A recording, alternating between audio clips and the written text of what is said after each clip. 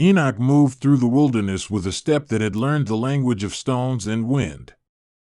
Each footfall seemed to answer a question no one remembered asking, and the hush that wrapped the desert was not emptiness but something waiting. Long before the revelation came, he felt a presence like a patient listening, and that patience had weight and expectation. The sky above him was a vast slow drum of color, blue losing itself at the horizon into the pale heat that trembled like a held breath. He walked as if he had been returning, though he did not yet know the road he had been away from. Enoch walked through silence that felt alive, as if the world itself was holding its breath. Subscribe and tell us in the comments what stirs you more, the peace in his steps or the mystery waiting beyond the horizon. The first signs came quietly, a sudden stillness in the air, a hush among the reeds by the seasonal spring that did not belong to wind. Animals that had been grazing lifted their heads and blinked with the slow intelligence of creatures who know when something older than hunger has passed by. Enoch paused and listened, and there it was, not a voice at first but the shape of a voice, an expectation of sound that made the air itself attentive. The moment lengthened, not like time stretching but like a string being tuned, each vibration aligning itself to an order he had only half remembered. He steadied his breathing to match that new cadence, and somehow the world bent with him. When the voice came, it did not explode into the night. It arrived as one arrives in stages, like a word stepped into by a traveler who takes his time. It was a voice without a visible mouth. It belonged to the distance and the closeness at once, neither male nor female in the way this world divides sound. The voice called his name, and because names carry the essence of what they name, his name responded like a bell. There was no thunder, no blazing column of fire, only presence and a directness that erased all ornament. In that directness, Enoch felt the private corridor of his life open up into a hall of sunlight. He had been taught by elders and by the geometry of seasons, by the habits of beasts and by the timbre of his own knees. They had shown him maps of behavior and ritual, taught him the hours when the world seemed to tilt toward mercy. Yet this was different. It was not a lesson taught by men, but a summons that felt older than instruction. The voice asked nothing complicated. It asked for attention and for a turning. It invited him into testimony, and the offer was simpler than a bargain. Come, witness. In answering, Enoch felt the ground shift suddenly, like a page turning in the book of his life. First revelations are not always spectacles. Sometimes they are small clearings in the bramble of everyday worries. The voice spoke in terms that brushed aside his fears with a softness that was not indulgent but fierce in its honesty. "Walk with me," it said, and the wind at the fringe of the desert seemed to echo the invitation. That phrase carried a dimension of companionship and of mission. To walk with the voice was to be guided and to become a guide. Enoch's heart tightened and loosened at once, the paradox of an immediate obedience that felt like liberation. He walked farther into the wilderness, and with every step the terrain changed as if the land itself bent toward new revelation. Pebbles gave way to black shale, then to white limestone, each rock as if polished by the passing of ages. There was a drought-split tree that stood like a sentinel and a small pool where water was clear enough to reflect the sky as a bowl holds a flame. In the quiet intervals, he heard the voice giving shape to what his feet were already teaching him, that landscape can be parable, that a cracked stone can outline a moral point, that rivers remember paths that the mind forgets. The voice described the world in terms of covenant and law, but not as dry doctrine. It spoke of relationship and pattern. As the sun lowered, casting long fingers across the dunes, Enoch felt images rise without sensation of effort. He saw the ordered heavens like a spun wheel, the constellations not merely stars but names and judgments, each a lamp fixed for guidance. The voice explained the heavens as a ledger, where actions and promises were recorded, but it did so with an artistry that made math sing. It did not reduce the celestial display to mere calculation, rather it read the sky as a memory of beginnings and a promise of return. He understood then that the cosmos was not indifferent, it responded and registered, and the voice was the means by which the cosmos spoke back to him. The wilderness presented him with metaphors that the voice used to teach him about justice and order. A lone hyena's cry became a parable about corruption. A bird rising from the valley into wind spoke of ascent from ignorance. Enoch listened as a pupil and as a gardener, taking seeds from the voice and planting them where his memory could cultivate them. The epistle that would later be shaped in his mind began as a series of impressions and commands, each one an ember that he carried. Those embers burned as steady convictions rather than flames meant to dazzle. They were intended to steady, to orient a people who had lost their bearings. The voice did not ignore human life. It spoke of cities and kings and the way power tends to fold in upon itself, becoming a shelter for the selfish. The wilderness revelation was not separation but clarification. Enoch was taught to see the city from the outside so he could return inside with eyes that pierced the smoke. The voice made him eyewitness to patterns, how riches accumulate like sediment and how law becomes a net that catches the innocent. There was an urgency in this. The world he was shown could be healed if people could relearn the rhythms of justice and humility.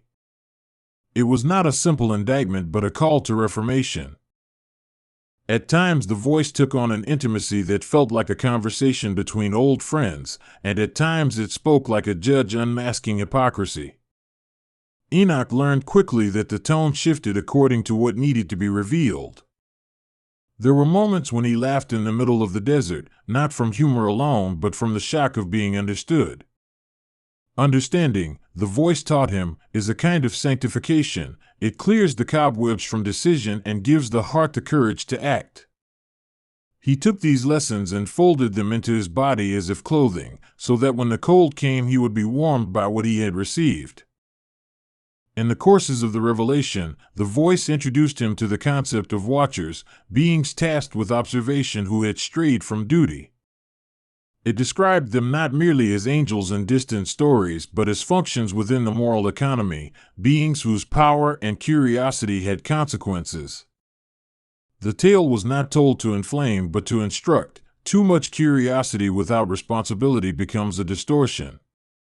Enoch heard this with the dread of an inheritor. To be chosen meant bearing knowledge that could be dangerous if misapplied.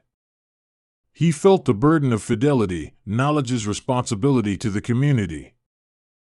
Sometimes the voice showed him scenes like paintings that unfolded in the air, a court, a river of light, a city crumbling because those at its center had stopped listening.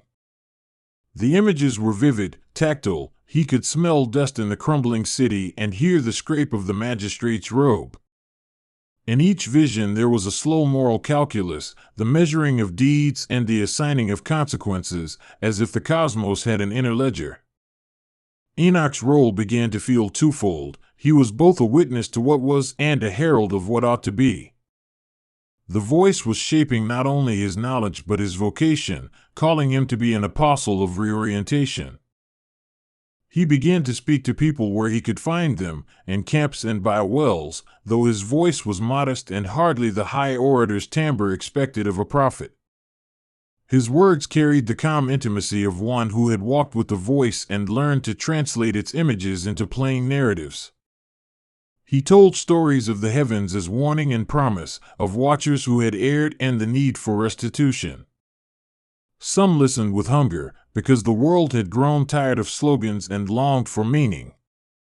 Others closed their faces as if scorn could keep them safe from truth. But Enoch did not grow impatient. He had been taught that patience is the breeding ground of change. The epistle that would later be associated with his name began as fragments spoken by the fire, notes caught like dried herbs and saved in the memory of those who passed them on.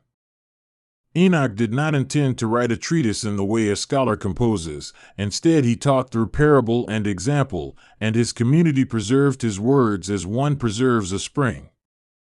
They were not legal codes but moral calls that rang with the ancient cadence of covenant.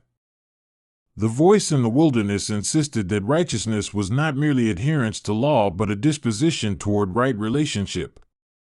Enoch's speech shaped itself around that idea, and the people received it as a map back to themselves. At night, lying beneath a sky that seemed spun from a single continuous thought, Enoch felt the voice enter into his dreams. Dreams, he learned, were not random residues of day but rooms in which the divine could rearrange memory and hope. In those hours the revelation deepened. He saw the generations like a chain and felt the weight of ancestry and posterity at once. He understood that his first revelation was not a private benefit but a public commission. The future could not be healed without the present being righted. Each dream taught him a new metaphor for teaching: stones that bore names, a tree whose branches counted the years of the righteous, and he catalogued each as if preserving heirlooms. As dawn returned, Enoch often rose with a new clarity of the lesson and a sense of how to carry it into the day. He experienced revelation as both compass and plow. It pointed and it worked. The voice showed him how small acts of repair, mending a fence, reconciling a quarrel, were signs of larger reconciliation, the visible stitching of a frayed social fabric. He learned that righteousness was practical in its filaments, sprawling into domestic life rather than being confined to ceremonial halls.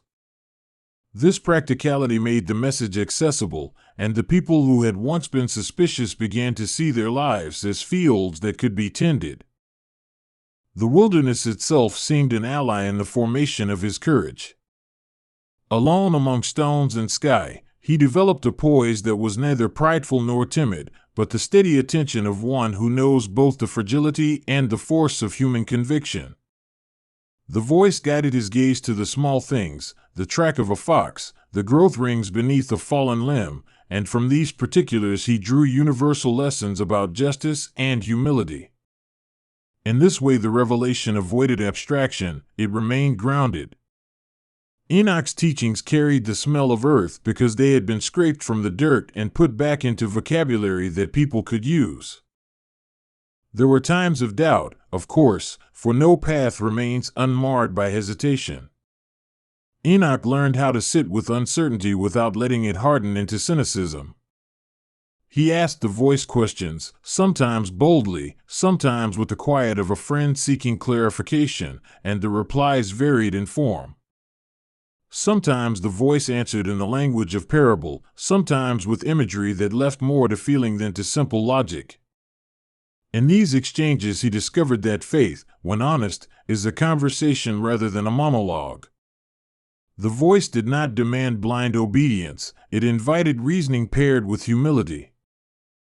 The epistle, as it coalesced, began to articulate a moral arc. The righteous are those who love justice and show mercy, who walk humbly and preserve the order intended by the Maker. This was not a novel concept in the world of lawgivers, yet its expression through Enoch's revelations felt urgent and renewed. The voice insisted that the righteous act in the world as stewards rather than owners, that their dominion is a caretaking, not exploitation. Enoch's words emphasized accountability not as punitive but as restorative, framing correction as the return to a path that had been lost. In listening to him, people found a route away from retribution and toward restoration. He taught that the moral life is measured by the way one treats the vulnerable, those whom society often overlooks, widows, orphans, strangers. In one revelation, the voice set before him a vision of a table where the poor sat with kings, not as a fantasy but as the potential of covenant fulfilled. It explained that the dignity of each person was a sacred text and that to violate it was to dishonor the entire community.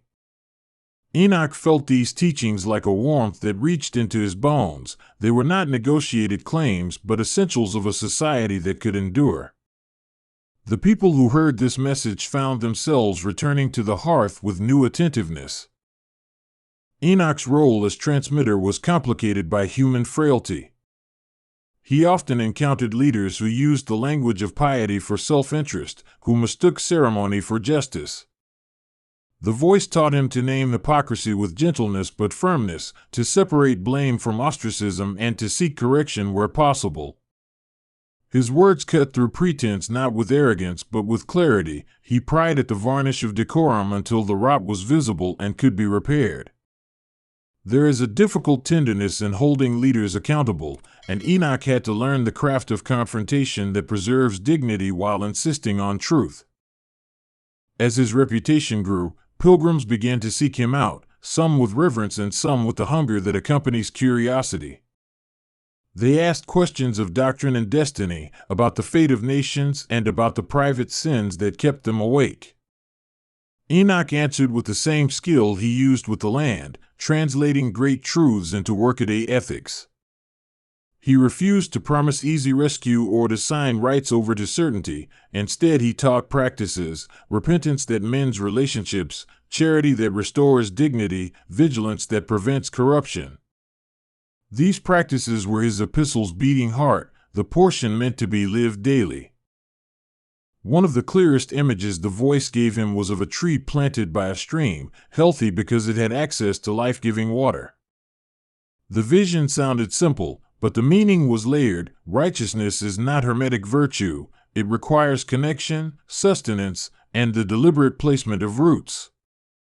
The tree does not flourish alone. It depends on a place and time and the flow that reaches it. If you translate this into human terms, Enoch realized, it meant creating institutions that preserved flow and protected sources of life for the vulnerable. One of his tasks became the articulation of how communities could structure themselves to keep justice alive, not as an idea but as an accessible resource. The voice gave him laws of imagination as well as laws of action. It taught Enoch that to imagine rightly is to set the stage for action, since people will enact the future they can conceive. He learned to speak of hope not as detached optimism but as a disciplined vision that shapes present choices. This was the artistry of the epistle. It was as much about forming sight as about prescribing behavior. He encouraged people to see the world in terms of covenantal fidelity, to picture themselves as caretakers of a shared garden rather than possessors of a barren empire. Enoch sometimes felt the loneliness of the visionary. To carry images that others cannot yet parse is to be a bridge with no guarantee that crossing will occur. Yet the voice provided company in that loneliness. It offered narratives that lined the hours and maps that guided the feet.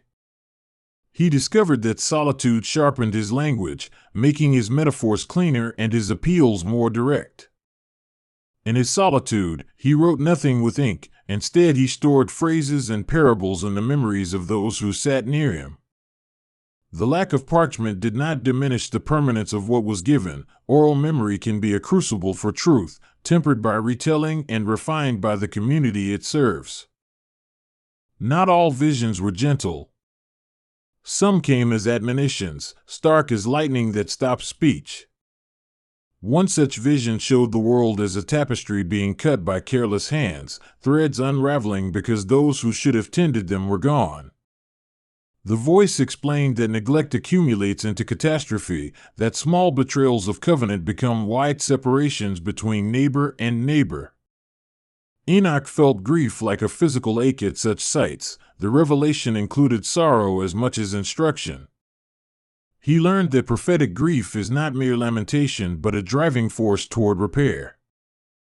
Enoch's image of a courtroom in the heavens, an auditorium of judgment and reconciliation, troubled some listeners who feared condemnation. To them he explained that the court's purpose was not entertainment of doom but the restoration of order. The voice described a process where deeds are measured and then returned in correction so the community might be whole. Justice, in this sense, was restorative law, an ordering that restores balance, reconciles those wronged, and instructs those who erred. This approach did not negate accountability but transformed its purpose from punishment to healing. His first revelation insisted that memory matters. The voice asked Enoch to remember not only laws but the stories that shaped a people's identity, stories of rescue, of fidelity, of failure and return. Memory functions as a moral ledger, and when it is lost, a people become susceptible to repeating destructive patterns. Enoch was told to gather stories as one gathers seeds, preserving them through seasons so that future generations could plant them rightly. The epistle grew into a repository of such stories, each parable a seed intended for a different soil and season. At times, the revelations took on the character of instruction for leadership. The voice counseled rulers to see power as a trust, to measure authority by service. This teaching was often countercultural. Rulers had grown used to seeing dominion as entitlement. Enoch spoke against that arrogance with the soft force of someone who had been to the edge and looked back. He explained that rulers who lead by tender service prolong their reigns and expand their people's flourishing. This message attracted both sincere reformers and those who merely wanted to adorn themselves in the language of humility. The wilderness experience sharpened his ear for contradictions. He would sit beneath the stars and hear in the cities rumble the paradox of abundance beside scarcity. The voice taught him to trace these discrepancies to their root causes: greed that immunizes itself with ideology, fear that dresses itself up as protection, ritual that replaces relationship. Enoch's rhetorical skill grew in telling stories that stripped away these disguises, showing how the same behavior could be read as devotion or as abuse depending on intention. He began to function as both mirror and scalpel, reflecting the people's true shape and cutting away pretense for the sake of health. There was tenderness in his teachings about the fragile human heart. The voice counseled patience with frailty, but not complacency about it. People are prone to brokenness, and healing is a communal labor that requires patience and a framework of accountability. Enoch taught that systems should be designed to restore rather than discard, to reintegrate rather than isolate. He used the image of a shepherd carrying the limping sheep back to the fold, a small, humble image that contained the governance of both law and mercy.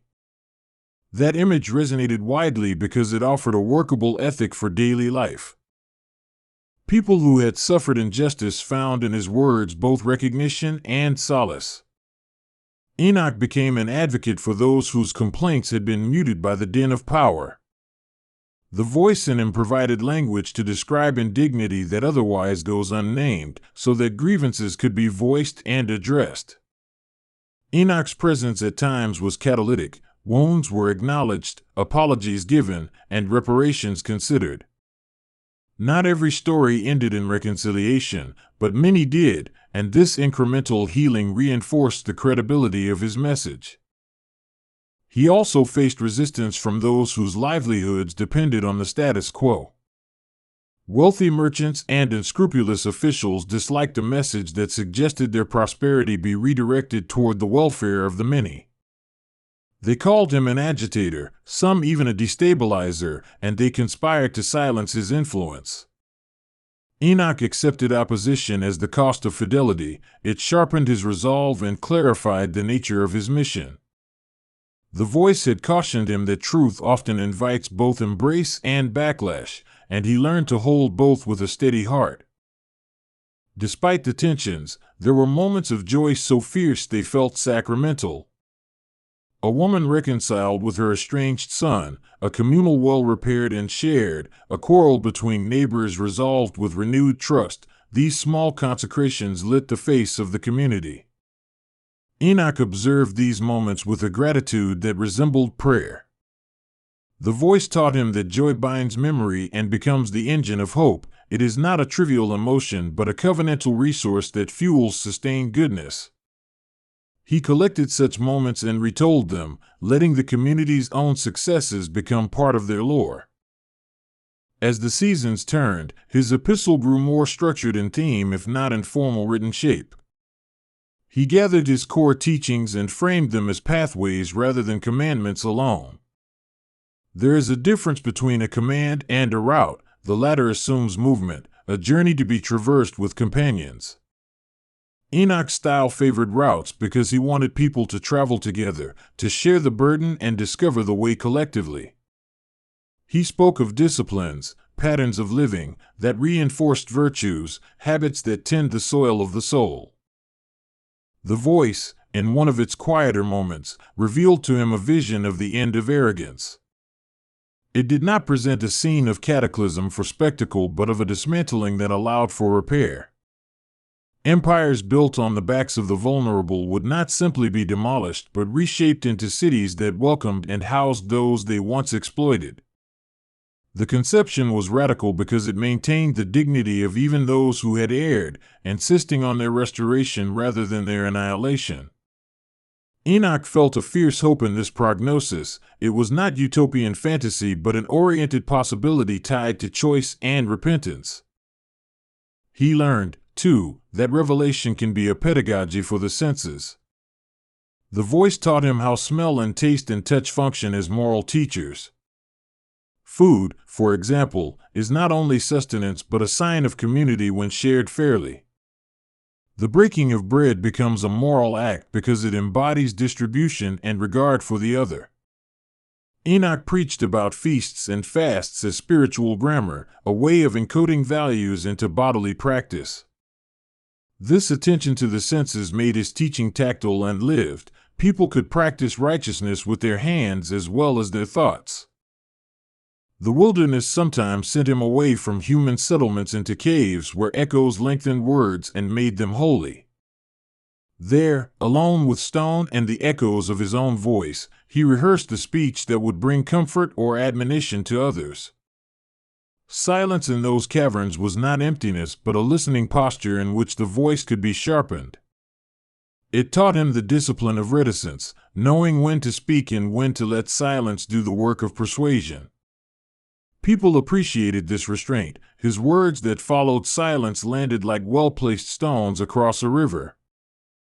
Enoch found that the most important education was the slow disentangling of fear from faith. Fear often masquerades as piety, preventing risk and petrifying institutions. Faith, by contrast, calls for risk to love, to repair, to trust. The voice counseled him to cultivate courage that is not bravado but quiet endurance. He embodied this courage in small acts of reconciliation, and facing powerful opponents with steady eyes, and the patient articulation of difficult truths. Courage multiplied because it was modeled for others, becoming contagious rather than coercive. His audience evolved over time as the message traveled through different social strata.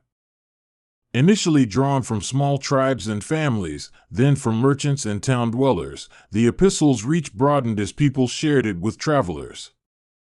Travelers bore stories like mirrors, reflecting Enoch's teachings into new markets and distant camps. In this way, the wilderness voice found roads and rivers and rode with merchants, turning private revelation into public conversation. The evolution was organic. The message did not impose itself but spread by usefulness and resonance. Despite his growing influence, Enoch remained attuned to the humility embedded in the revelation. The voice would remind him often, the tree must know its root. He avoided the vanity that often accompanies notoriety by retreating periodically to places of solitude. These retreats were not escapes but replenishments, necessary for a teacher who had to speak truth into exhaustion. He taught his followers the art of withdrawal and return, to be present in work and to recover in silence, mirroring the wilderness rhythms that had birthed his calling. The epistle emphasized time as a moral category. The voice taught Enoch to see time not as enemy but as partner, an expanse in which repair can be enacted slowly yet faithfully.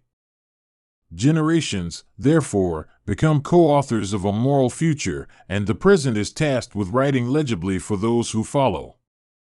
This view resisted instant fixes and quick triumphs, preferring steady cultivation that yields enduring harvests. Enoch's teachings encouraged patience not as resignation but as a strategic discipline for long-term flourishing. He found that reconciliation often began with listening, an activity more active than it appears. Listening requires setting aside one's agenda and receiving the other's narrative fully, even when it wounds. The voice taught him that listening is itself a sacrament because it acknowledges the other's existence and dignity. Enacting restorative justice begins with this simple but profound attentiveness. Enoch practiced listening publicly and privately, and his caution with words became a hallmark of his credibility. There were moments when revelation seemed to anticipate future anxieties and give counsel that would prove resilient across ages. The voice warned against the idolatry of efficiency, valuing speed and output above people. It predicted the social fractures that accompany such prioritization, the marginalization of the human being in service to performance. He taught measures that protect people from being reduced to their productivity, Sabbaths, public festivals, shared meals. These practices were protective frameworks, humane institutions to resist the erosion of communal affection. The voice also instructed Enoch on the use of symbols, how to employ them so they help rather than deceive. Symbols can simplify and clarify, but they can also freeze into empty relics. He learned to reanimate symbols with fresh content. The table that once divided was reframed as an icon of welcome, the throne as a seat of service. The epistle thus became a kind of hermeneutic, teaching people how to read their rituals and to restore meaning where it had faded. This renewed symbolism bound daily life to cosmic purpose. Enoch's teachings found particular expression in his attitudes toward leadership transition. He counseled that authority should be distributed and that succession should not be entrepreneurial but communal.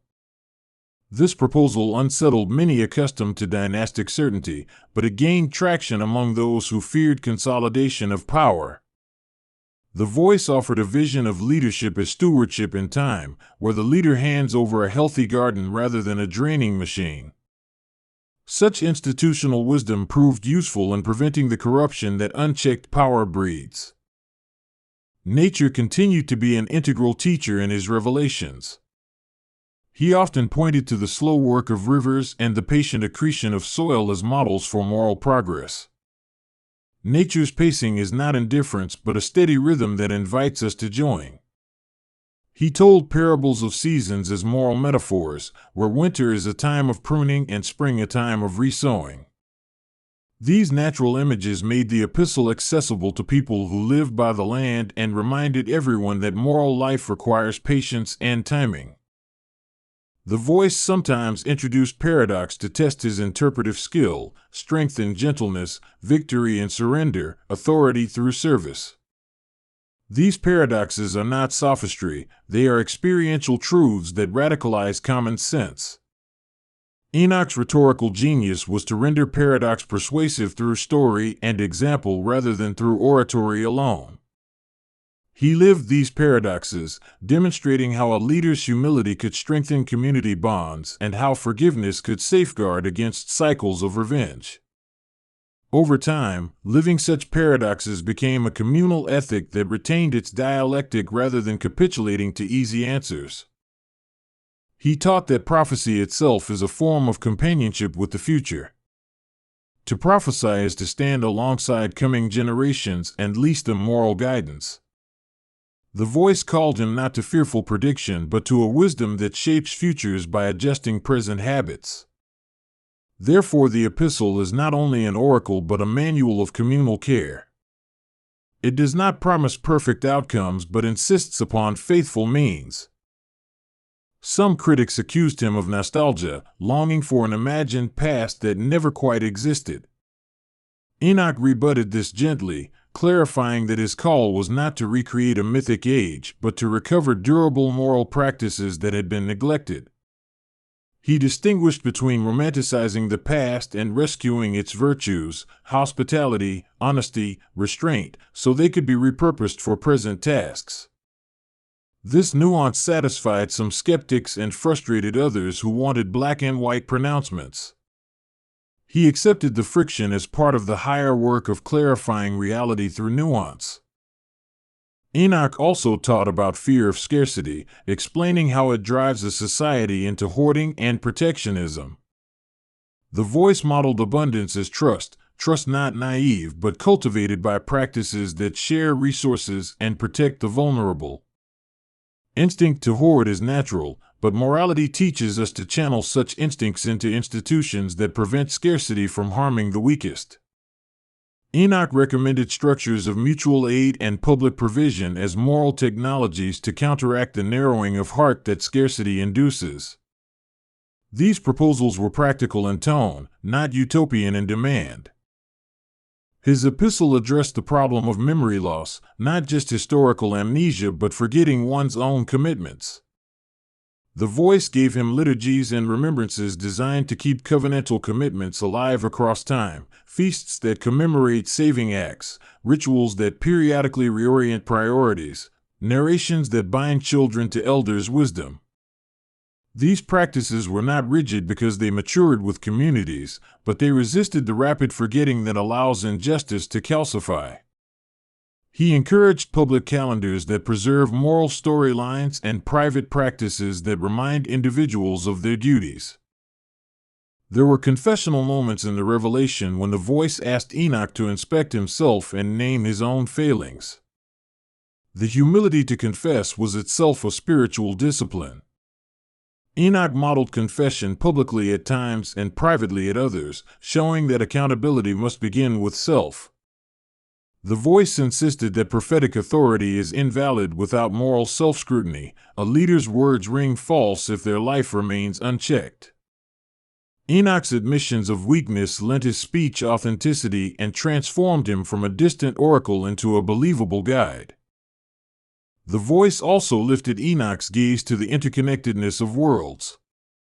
It taught him that what one generation authorizes will echo into the next and that human actions ripple through social and ecological systems. Responsibility therefore extends beyond immediate consequences into the stewardship of lineage. Enoch learned to speak in temporal webs, linking today's practice to tomorrow's possibilities. The epistle thus contains a sense of long-term care, insisting that choices be judged not only by present benefit but by future flourishing. Sometimes the revelation took the form of aphorisms, short, sharp sayings that carry a lifetime of application. They were not empty slogans but condensed experiences meant to be unpacked and lived through. Enoch used them sparingly, knowing their power to be both clarifying and misleading when detached from context. He taught that aphorisms must be embedded in story and practice, and he resisted their becoming dogmatic mantras. Thus the epistle balanced brief sayings with narrative texture, ensuring that wisdom was both portable and substantive. There were episodes where the voice exposed the spiritual cost of indifference. Indifference, it said, corrodes the moral imagination and makes people passive in the face of suffering. Often it is comfort that anesthetizes compassion. Enoch saw how people accommodate evil by retreating into the lesser pain of ignoring. The voice provoked him to wake the sleeping consciences of his listeners, to call them toward engagement that risks cost but yields community. He became a voice that rattled complacency in quiet ways, urging action through moral discomfort that was proportionate and constructive. Enoch's teaching about repentance was practical rather than abstract. He explained repentance as a turn measured by concrete acts of repair, not merely inner remorse. Repentance, when sincere, binds people together because it seeks to restore relationships rather than merely appease guilt. He urged public and personal acts of restitution. The voice described restitution not as impossible heaviness but as the necessary currency of reconciliation, a cost that transforms tragedy into renewed trust. At the same time, Enoch was careful about promising cosmic certainties. The voice taught him the humility to avoid definitive speculation about the unknowable, focusing instead on duties that remain visible to our hands. People wanted answers to mysteries, and he often provided wisdom about how to live under uncertainty rather than comforting false certitudes. His leadership held tension between the human craving for certainty and an ethical commitment to honest limitation. This modest posture earned him respect, especially among those wary of tidy prophetic claims. There were poetic visions that lingered like incense in his memory, a procession of the righteous walking toward a mountain, a sea that receded to reveal a path of stones, a lamp that refused to go out despite wind and rain. These images were not literal roadmaps but moral beacons, guiding hearts through metaphor toward resolute practice. They were the repertoire of the Epistle, the language by which moral imagination is kindled. People remember images more easily than arguments, and Enoch's images have the power to reorient the heart. Enoch discovered that mentorship was as important as proclamation. He trained a few trusted companions in the art of listening to the voice and of translating revelation into communal practice. These apprentices learned not only the content of the teaching but the demeanor required to deliver it, patience, precision, and a heart tuned toward repair. In doing so, Enoch multiplied his capacity to influence without inflating his ego, creating a network of moral interpreters rather than a cult of personality. The voice had intended this from the beginning. Revelation shared is revelation preserved. Controversy followed his methods, as it often does when habits of centuries are questioned. Critics accused him of undermining tradition by calling for changes that threatened established interests. Enoch's response was neither revolutionary rhetoric nor timid concession. He argued that tradition gains strength when it is purified by justice. Rituals that celebrate the powerless rather than empower the powerful will endure, he said, because they maintain the vitality of moral memory. This conservative restorative posture appealed to many who longed for meaningful continuity rather than mere preservation of form. The voice revealed to him a final set of imperatives: humility, justice, charity, and vigilance. Each was framed not as a checklist but as a way of being, a grammar of community life. Humility keeps leaders from making idols of themselves. Justice orders relations so that power serves rather than praise. Charity distributes resources and dignity. Vigilance prevents the gradual corrosion of goodness. Enoch presented these virtues not as abstractions but as disciplines practiced in bread-breaking and market pricing, and lawmaking and dispute resolution. They were the backbone of the epistle's moral anatomy. He remained aware that revelation can be misused, knowledge without charity becomes cold, and rules without empathy become chains. The voice warned that those who hold revelation must do so gently, keeping it from becoming a weapon of domination. Enoch understood that his authority was derivative and conditional, and he modeled a stewardship that could be relinquished if it became destructive. This voluntary restraint was perhaps his greatest lesson about power, that true authority is ready to die to itself for the sake of life. The wilderness and its voice had shaped him into a transmitter of a living ethic, not a sterile system. He did not craft dogma, he cultivated a moral culture that could be passed, adapted, and renewed. The epistle he inspired was therefore flexible in form yet firm in core commitments. It could be taught in parable, practiced in community, and embodied by leaders who wore humility. People found in it a route out of cynicism and into active, communal repair.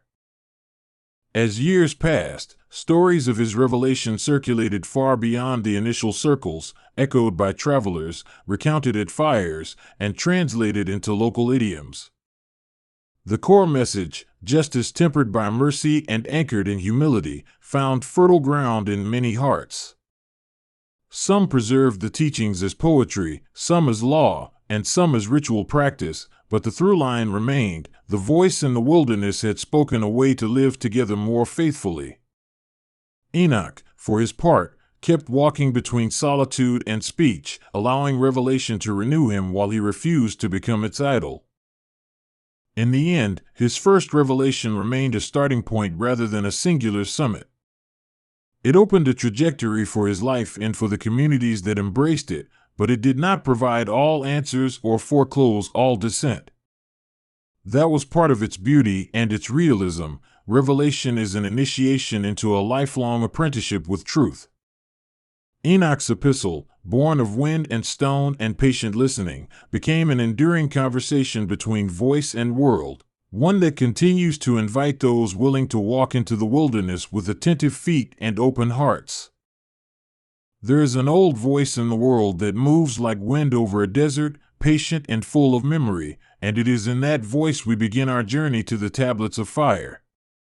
Picture a man named Enoch, not as a portrait in a frame, but as a corridor of light and shadow that people have walked through for centuries, carrying the story forward on their tongues.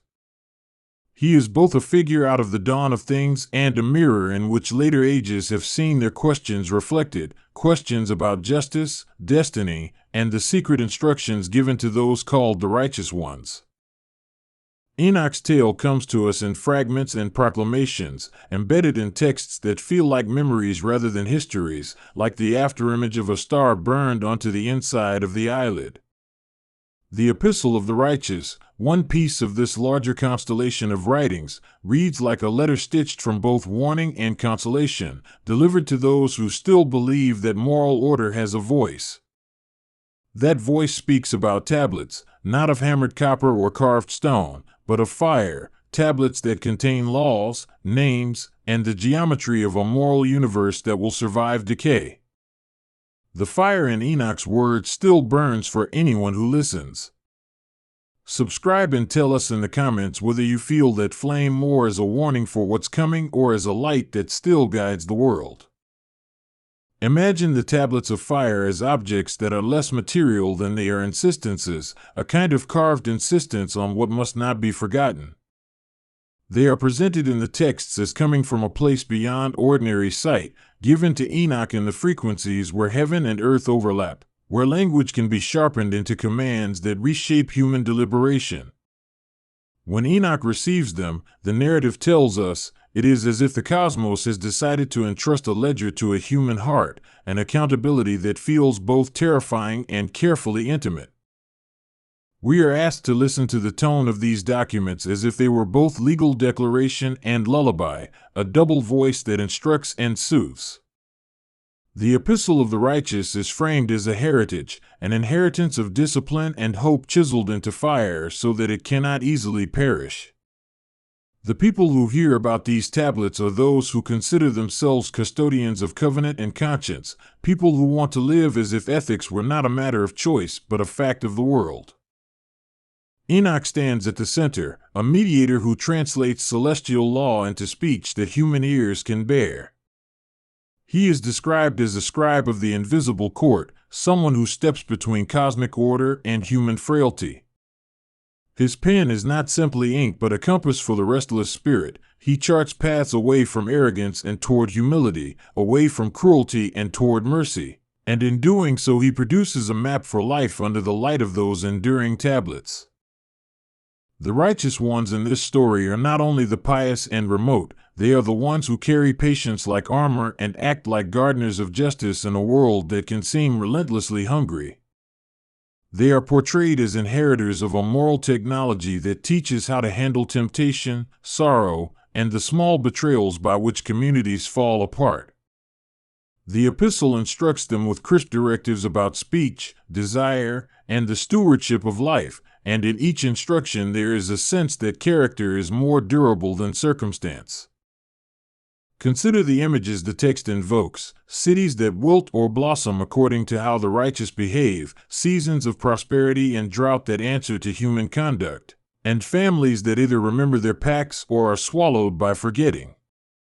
The tablets, forged in fire, are thought to be imperishable because they record a covenant between the most enduring elements of reality, law and love. Enoch's role is to bring us into a conversation about how to balance fear and courage, law and grace, preservation and transformation. There is also a dramatic element about the giving of the tablets that must be felt rather than simply understood. The moments when Enoch receives revelations are described as corridors of light opening into halls of judgment, or like an old library that unfurls page after page of the soul.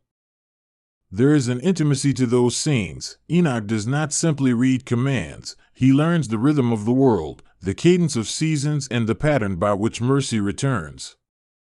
The tablets are less a code than a living lesson, meant to train perception as much as action. For listeners balancing a steering wheel or a steaming kettle, the narrative keeps returning to the idea that spiritual knowledge is fundamentally practical. The Epistle of the Righteous is full of parables about the everyday, how a neighbor is to be treated, how wealth ought to be carried, how anger is to be measured. What makes Enoch's instruction compelling is its refusal to separate high theology from daily behavior. The tablets insist that holiness is not a separate compartment but a way of moving through ordinary life with attention. The soundscape of these teachings is important. The text abounds in auditory metaphors, voices that ring like bronze, whispers that bruise, songs that restore. This is fitting, because the giving of law often arrives as a message meant to be heard and repeated. Enoch becomes a conduit of resonance, passing along a tone that corrects distortion and aligns listeners' hearing with what the tablets declare. The righteous ones are those who learn to listen until their judgment itself is tuned.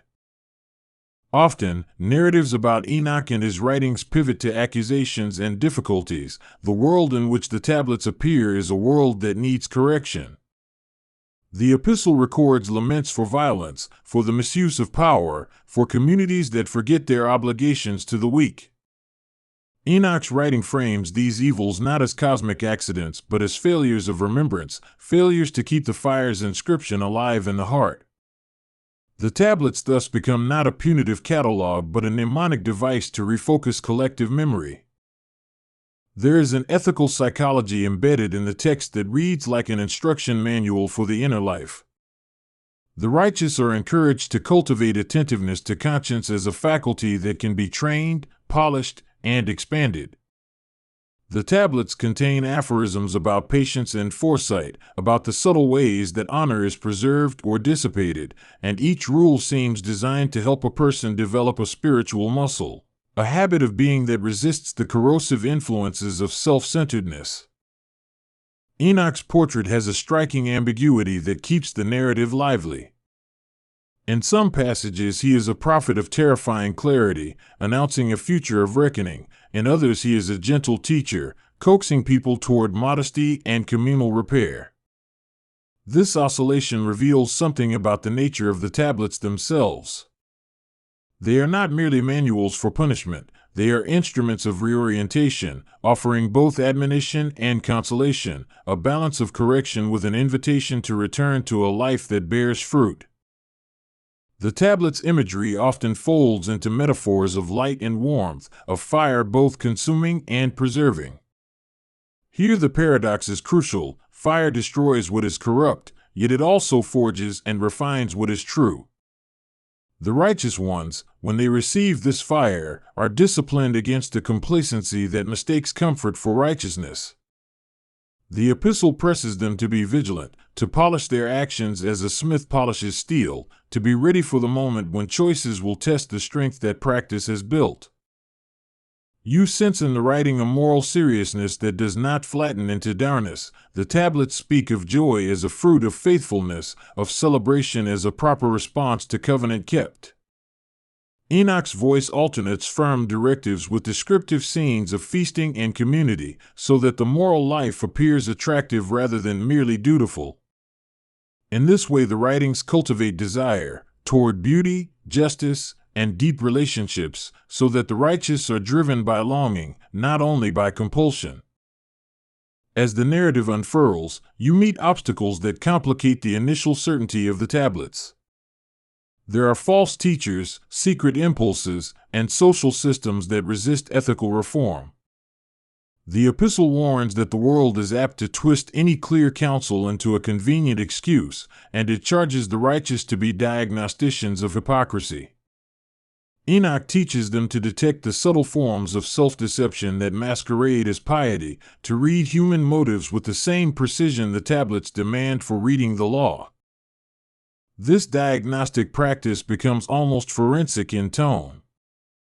The letter invites readers to examine their motives under a light that unmasks rationalizations and names them for what they are. To be righteous, the epistle says, is to embrace a transparency that can be painful but ultimately liberating. It is a willingness to let volatile feelings be steadied by truth. Enoch's language for this process is often blunt but never vindictive, more like a surgeon's steady hand than a judge's gavel. The epistle also explores the responsibility of leadership and the consequences when leaders forget the tablet's counsel. There are portraits of rulers who hoard justice like a commodity and of judges who pervert the law for personal gain. These passages are not just political critique, they are moral geography, mapping the ways corruption spreads when those in charge fail to live in accordance with the fire's inscriptions. Enoch warns that the fate of many is bound to the virtue of a few, and thus the tablets demand fidelity from those who hold influence. Enoch's narrative rhythm often returns to the theme of covenant, an agreement that is both vertical, between humans and the divine, and horizontal, among members of a community. The tablets of fire encode obligations that aim to keep those covenants alive. The epistle treats covenant as an operation of binding and freeing at the same time, binding people to principles that free them from the chaos of fleeting appetites and self-serving shortcuts, and freeing them into relationships that sustain life over generations. There is tenderness in the epistle when it contemplates families and lineage. The tablets instruct parents and elders to teach children the names and narratives that ground a people. This is not mere nostalgia but a recognition that moral identity is transmitted through stories and practices as much as through direct instruction. Enoch's emphasis on transmission traces a chain of attention, how each link, if cared for, guarantees that wisdom will persist beyond a single lifespan. Language matters deeply in these texts, and so the Epistle of the Righteous spends time instructing its readers about the weight of words. Speech is described as an instrument capable of either building altars or burning bridges. The tablets treat truth-telling as a form of worship and slander as sacrilege, urging the righteous to cultivate speech that heals, clarifies, and affirms rather than speech that destroys. Enoch insists that the sound of a person's voice can be as instructive as any carved tablet. Alongside rules about speech, there are keen warnings about wealth and how it can distort the moral imagination. The epistle does not preach austerity for its own sake but argues for proportionality and stewardship. The tablets of fire demand that abundance be held with an open hand, used to repair and nourish, not to isolate or to dominate. In doing so, they offer a countercultural ethic in which prosperity measures itself by generosity rather than by accumulation. Enoch's writings also reach into the private theater of conscience, where temptation and fear play out as intimate dramas. The epistle speaks to the moments when a person is tempted to excuse small wrongs because they seem pragmatically useful. It coaches the righteous to view such compromises as seeds that will grow into larger harms. This psychological insight connects the cosmic significance of the tablets to the micro-decisions of daily life, making morality a continuous practice rather than a set of episodic victories. Perhaps one of the most haunting motifs is that of judgment, which appears in vigorous and multifaceted ways. The tablets do not speak only of external retribution, they predict inner reckonings where a person must confront the tally of their choices. Enoch's visions paint judgment as an unveiling, hidden deeds are made visible, intentions are inspected, and the cumulative patterns of a life are laid bare. But judgment is also presented as restorative, an exposure that allows wrongs to be set right and communities to breathe again. It is useful to hear how the epistle dialogues with hope within the same breath as warning. The tablets instruct toward a future where the world aligns more fully with justice, and the language of promise is woven through the admonitions. This hope is not naive, it is durable in the sense that it is grounded in practical habits and communal disciplines. Enoch teaches that a world of genuine hope is built by people who are steady in small acts, who refuse the seduction of immediate gain, and who keep faith with the slow work of repair. The righteous one's existence, as depicted, is never isolated from cosmic events. The tablets place their conduct into a wider cosmic scaffolding. The epistle often links earthly choices with cosmic order, suggesting that human morality resonates beyond the immediate scene. This cosmology gives ethical behavior a kind of echo. It matters because it participates in the ordering of the whole, and thus the righteous are entrusted with a responsibility that exceeds their personal benefit. Enoch's account thus enhances the weight of daily choices without making them unbearable. Because the tablets are said to be of fire, they are involved with purification as well as instruction. The imagery of cleansing is not a quick rinse but a deep refining process where alloy is removed and base intentions are exposed. The righteous are expected to enter this refining with courage, not because they are sinless but because they are committed to becoming truer reflections of the ideals the tablets name. The epistle's metaphors of heat and trial serve to encourage endurance through difficulty, reframing hardship as a site of formation. The text suggests that part of the tablet's function is to create a language for moral imagination, to equip people not only to act rightly but to imagine differently. This imagination is cultivated through story, ritual, and repetition. It is the inner rehearsal of what justice feels like. Enoch's work includes stories that have the capacity to train desire for the right things, and through them the righteous learn to sense injustice as a wound that must be tended. These stories become a rehearsal space for mercy. Ritual appears as another thread, and the epistle emphasizes practices that bind community members to truth. These rituals are not mere formalities, they are embodied reminders of covenantal obligations. By repeating words and gestures, people make a visible and persistent commitment to the values on the tablets. Enoch's tone here is pragmatic. Ritual matters because human memory is fallible, and embodied practices help embed moral truths into the muscles of a people. In the course of transmission, the texts themselves are treated as fragile and subject to misinterpretation. Enoch cautions that the tablets' meanings can be clouded by those who read them only as symbols of power or prestige. The epistle therefore trains its readers in hermeneutics of a kind, a disciplined method of reading that resists reductionism and seeks the heart of instruction. This attention to interpretation is an ethic in itself, because how one reads sacred instructions shapes how one acts upon them. There are passages that read like intimate counsel to the fearful, addressing anxieties about mortality and the unknown. The tablets, Enoch insists, orient people against despair by offering a moral structure that promises continuity beyond individual fragility.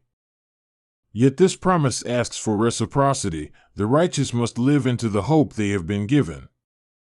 The effect is to make faith feel less like a passive waiting and more like an active stewardship of anticipation. Enoch's epistles are not merely lessoning of fear, they cultivate courage in a specific direction.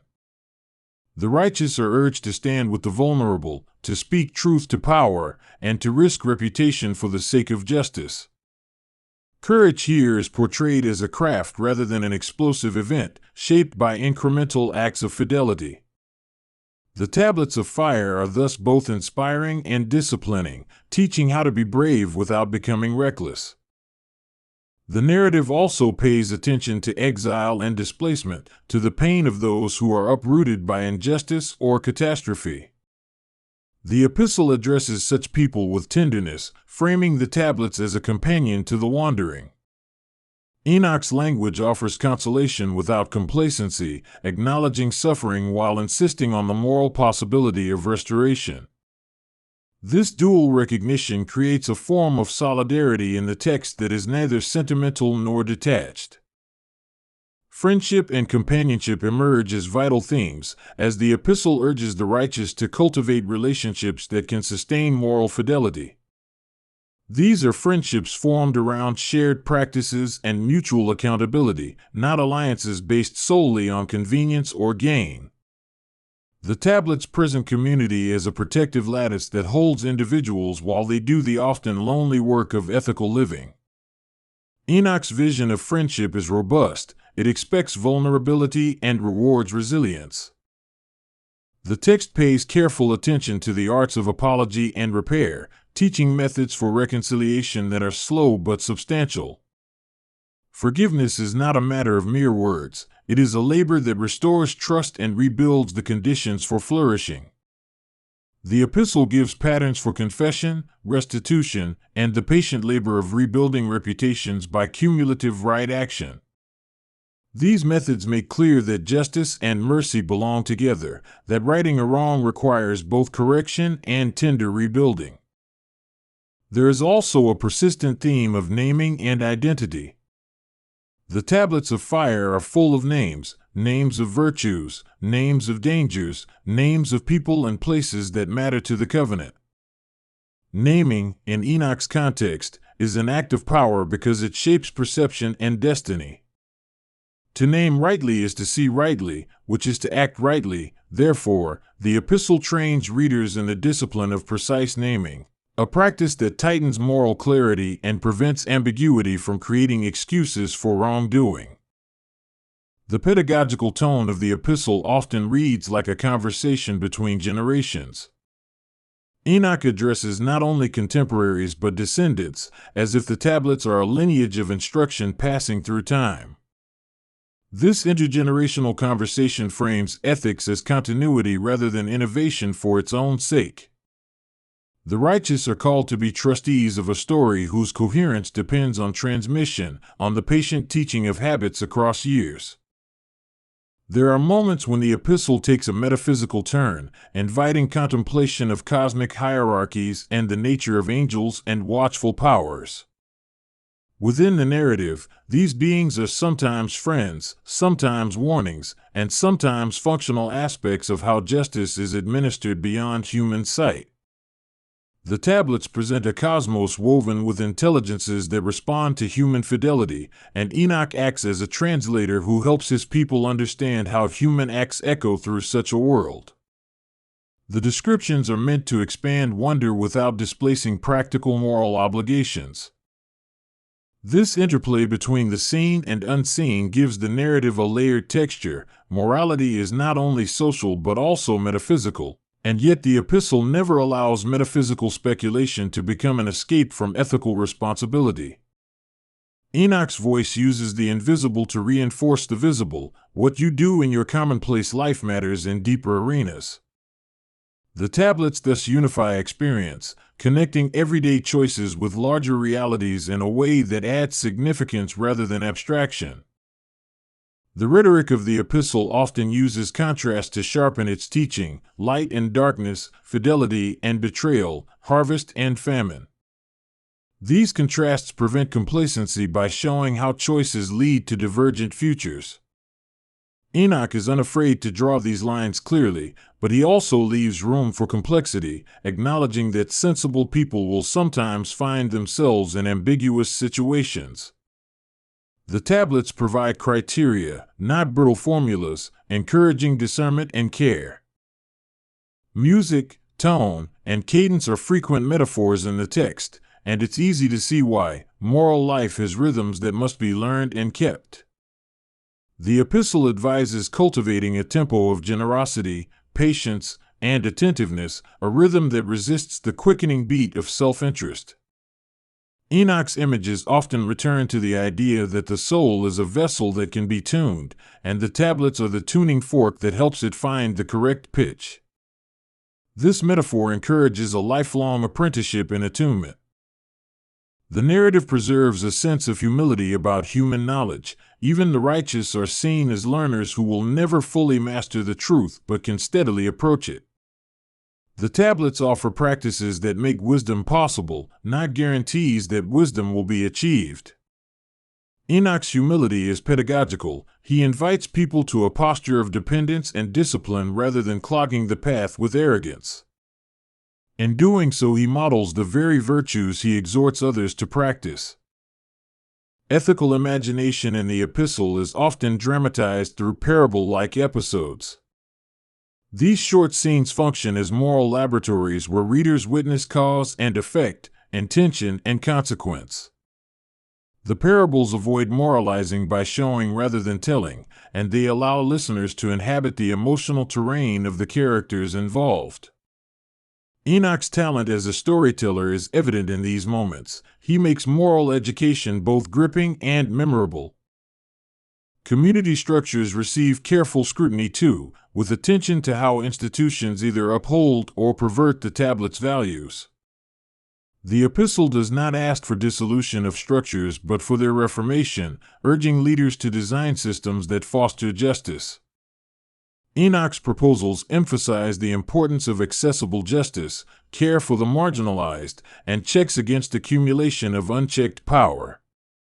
The tablets are therefore not anti-institutional, they are institutional sanity enacted through moral rules and participatory practices. The epistle is also a text of consolation for the oppressed, offering theological language that equips sufferers with dignity rather than resignation. It reframes suffering as not entirely meaningless, as a place where careful moral witness can be displayed and history can be reoriented toward justice. Enoch's consolation is not a sop to passivity, it is an insistence that suffering, when met with truth and solidarity, can become a seedbed of conversion in the wider community. The tablets thus inspire a resilient hope that refuses despair. The righteous are repeatedly instructed to refuse scapegoating and to develop modes of empathy that resist easy division. Enoch decries systems that create villains to avoid addressing structural failures, and he urges careful interrogation of causes rather than the symbolic punishment of individuals. The epistle's moral clarity in this regard is striking. It encourages examination of roots rather than satisfaction with tidy culprits. This orientation fosters a corrective moral wisdom that sees the complexity of social malaise. Education is a recurring concern. The tablets of fire demand a pedagogy that shapes character as much as intellect. Enoch insists that instruction should be integrated with moral formation, that knowledge without transformation is brittle. Schools, families, and communities are called to teach habits that produce integrity, fidelity in small things, truth in speech, generosity in deed. This holistic approach to education gives the righteous tools to live out the tablet's principles across contexts. Ethical action, in the epistle, is neither purely individual nor purely collective. It is a dynamic interplay where each person's fidelity amplifies communal health. Enoch presents a vision where each act participates in the moral economy, either adding to a legacy of flourishing or depleting it. The tablets teach that goodness multiplies, one gracious act makes reciprocity more likely, and patterns of kindness create communities resistant to breakdown. This vision is hopeful without being utopian, acknowledging that moral repair is gradual but real. Time itself is treated as sacred in this literature. The tablets lay out rhythms of remembering and renewal, days, seasons, and rituals that create temporal structures for moral practice. Enoch's attention to temporal cultivation insists that human beings are formed by repetition across years, and that the custodianship of practices helps anchor memory. These temporal scaffolds prevent ethical amnesia by providing recurring opportunities for recommitment and correction. Dreams and visions are not incidental, they are pedagogical tools that both the epistle and Enoch's broader tradition use to reveal moral realities. Visions do not replace deliberation, they supply imaginative material for reflection and action. Enoch's visionary experiences are presented as invitations to wider sympathy and comprehension, not as private revelations that exempt one from communal accountability. The tablets, then, translate visionary insight into practices that others can adopt and test. There is a frequent insistence on the integrity of witness. Testimony must be accurate, consistent, and courageous, and the tablets elevate the act of faithful testimony as a public good.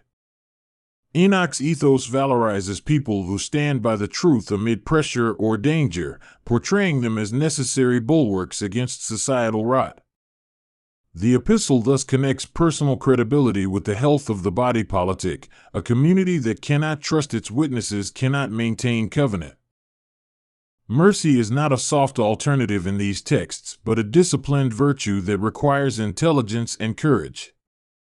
The tablets teach that mercy without justice is indulgence, but justice without mercy is brutality. The two must be held together. Enoch's moral imagination shows how mercy can be institutionalized without being routinized, achieving the delicate balance between tenderness and accountability. The righteous are therefore trained in practices that make mercy operational and sustainable. The epistle also considers the interior dispositions necessary for moral persistence: humility, patience, gratitude, and a steady hope. These are not presented as abstract ideals, but as concrete aids in the struggle against corruption and despair.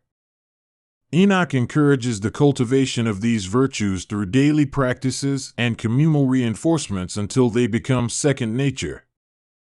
The result is a kind of moral endurance that does not rely on rare heroics, but on persistent fidelity. The rhetorical style of the epistle uses repetition and parallelism to engrave its lessons into memory, and the tablets of fire are imagined as instruments that help internalize those repetitions. Enoch's writing is economical in imagery but lavish in consequence, each sentence functioning like a steady hammer blow until a shape emerges in the reader's conscience. The cumulative effect is both poetic and pragmatic, a mounting call to consistent, principled living. Enoch's authority in the narrative is neither coercive nor thinly charismatic. It is rooted in historical imagination and spiritual clarity. He is portrayed as someone whose moral coherence arises from a life practiced in the disciplines he recommends. The tablets are not dependent on his personality. They stand as standards beyond him, standards that can be adopted and adapted if faithfully interpreted. This diffuses any temptation to idolize Enoch and keeps attention on the substance of the teaching.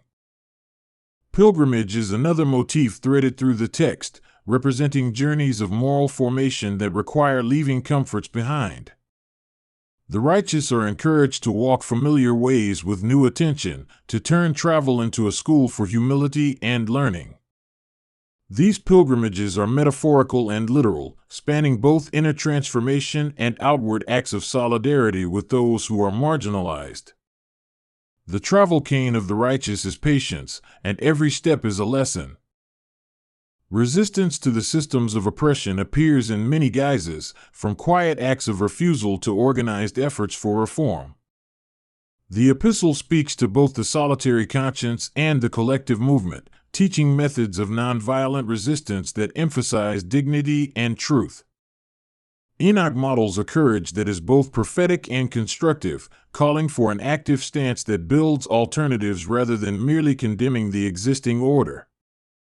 These sections inspire a disciplined activism that refuses despair.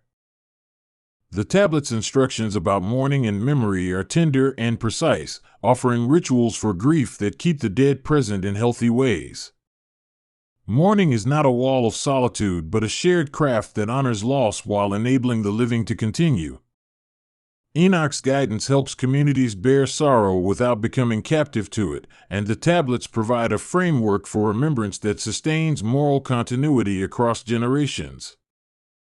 The epistle also contemplates the paradox of secrecy. Many truths are given to the righteous in ways that are guarded but not hoarded. The tablets teach discretion, explaining that some knowledge is entrusted to those who will steward it without exploiting it. Enoch warns against esotericism that elevates secrecy into superiority. The true guard of secrets is service, the kind that uses privileged insight to aid the vulnerable. This ethical restraint is a hallmark of the righteous character. In the texture of these instructions there is room for humor and human fallibility, a kind of humane realism that prevents sanctimony. Enoch sometimes underscores human absurdity to disarm pretension and to remind readers that moral growth is often messy. The epistle's occasional warmth and wryness make it emotionally accessible, inspiring a humility that welcomes correction with grace. This tone keeps the teaching alive and relatable beyond the austere courtroom of doctrine. Prophecy in these writings is not simply prediction but a moral diagnosis that aims to call people into corrective action.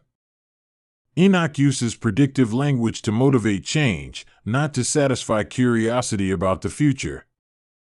The tablets of fire thus function as a summons to responsibility. If futures can be shaped by present choices, then prophecy becomes an urgent lever for moral agency.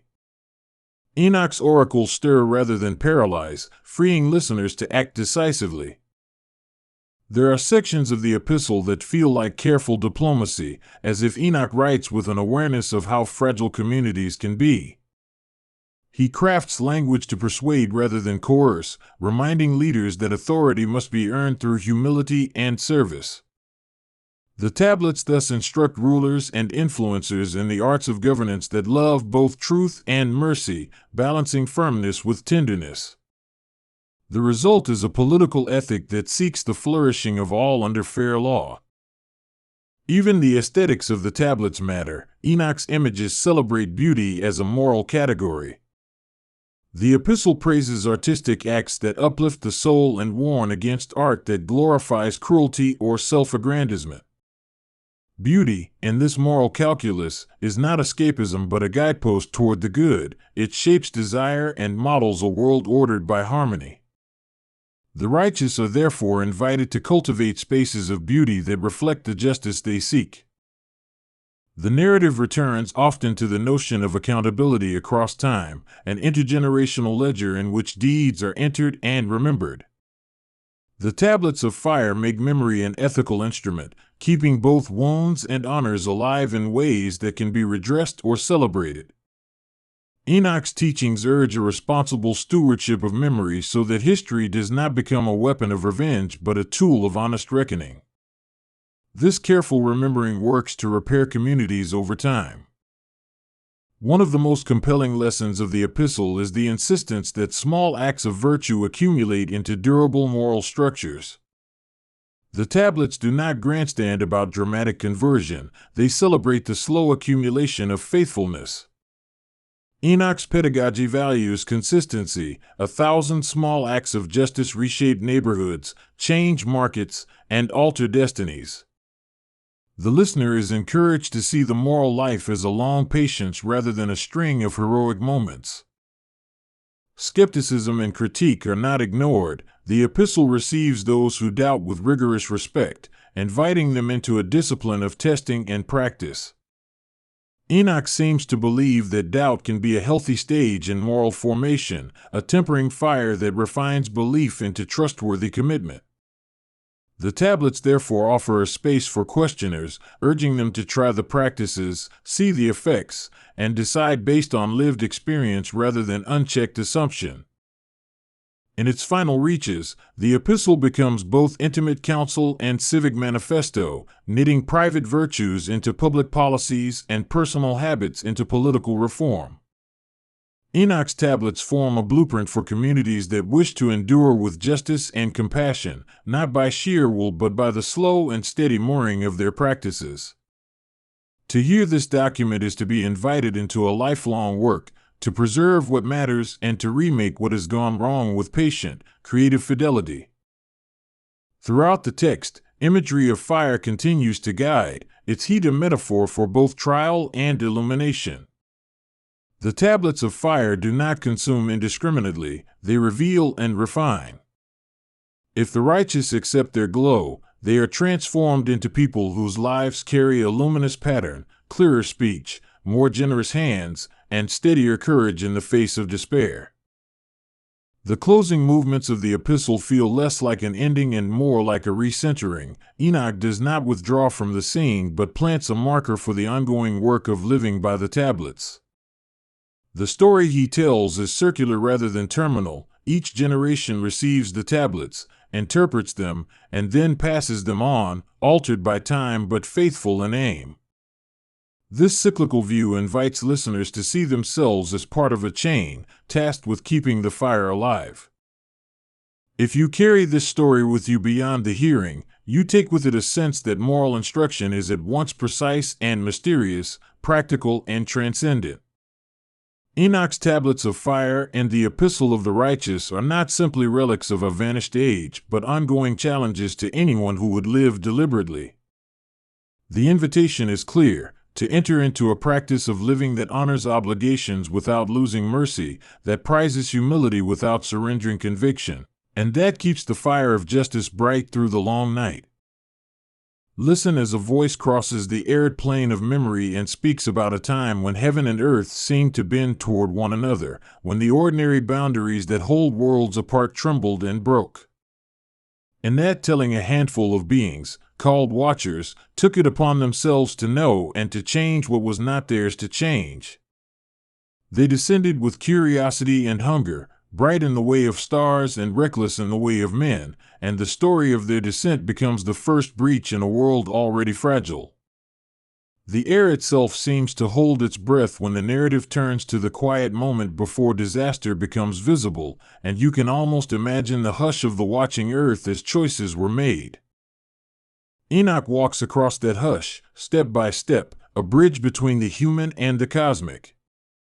He is not a warrior or a king, but a man who hears more than most and remembers what others forget. When the Watchers speak and teach, when they offer forbidden knowledge, it is to him that the complaint and the record return, as if the earth needed an ear that could also speak to heaven. The Epistle of the righteous, which bears his shape and his words, unfolds as both testimony and warning, a voice raised to comfort the innocent and to indict the guilty.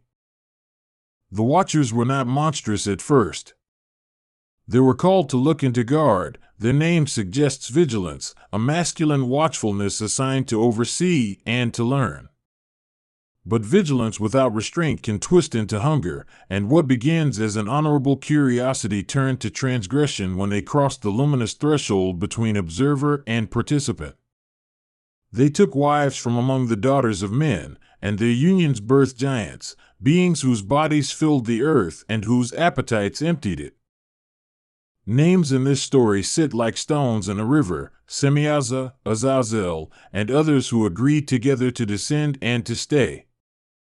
Semyaza stands as a leader, a figure who convinces and persuades, and his voice echoes with the temptation of choice offered as liberation. Azazel becomes a different kind of symbol, teaching not only techniques of metal and craft but also revealing cosmetics of deception, the way human pride can be dressed up and called art. Each name, each teaching, becomes a line in the indictment that Enoch carries into the bright courts above. When the Watchers taught, they taught without the consent of those who had ordained them. They introduced the secrets of heaven to hands not made for them, tools and arts that unmoored what was natural. The metals and the weapons they showed to humankind made craftsmen into forgers of death. The cosmetics taught to women were not only ornaments but tools that altered perception, seeds of vanity that fed a cycle of desire and domination. It must be said plainly, the story is not a morality tale about technology alone. It is a drama about the misuse of knowledge, and the lesson hovers over every scene. Knowledge in itself was never condemned. The fault lies in the manner it was used, and the bringing down of things meant to be kept apart. The implications ripple like waves. When boundaries are overstepped, communities that depend on those boundaries begin to falter. From the birth of the giants came lawlessness of a particular kind. The Nephilim, as they were later called, consumed provisions and trampled the tender growths of the earth. Their size did not only enlarge their bodies, it amplified their appetites and their arrogance. Villages were terrorized, fields despoiled, and the fragile trust between neighbor and neighbor frayed into fear. Enoch's account grows ever more urgent as the consequences unfold. He writes of the cries of women, he listens to the lament of the earth itself. There is a sense of mourning in the pages that is not sentimental but elemental, soil and water and seed, all groaning under the weight of excess. He is witness to the slow corruption of creation, an observer who becomes the instrument of a higher tribunal. This tribunal will not be imagined in human terms alone.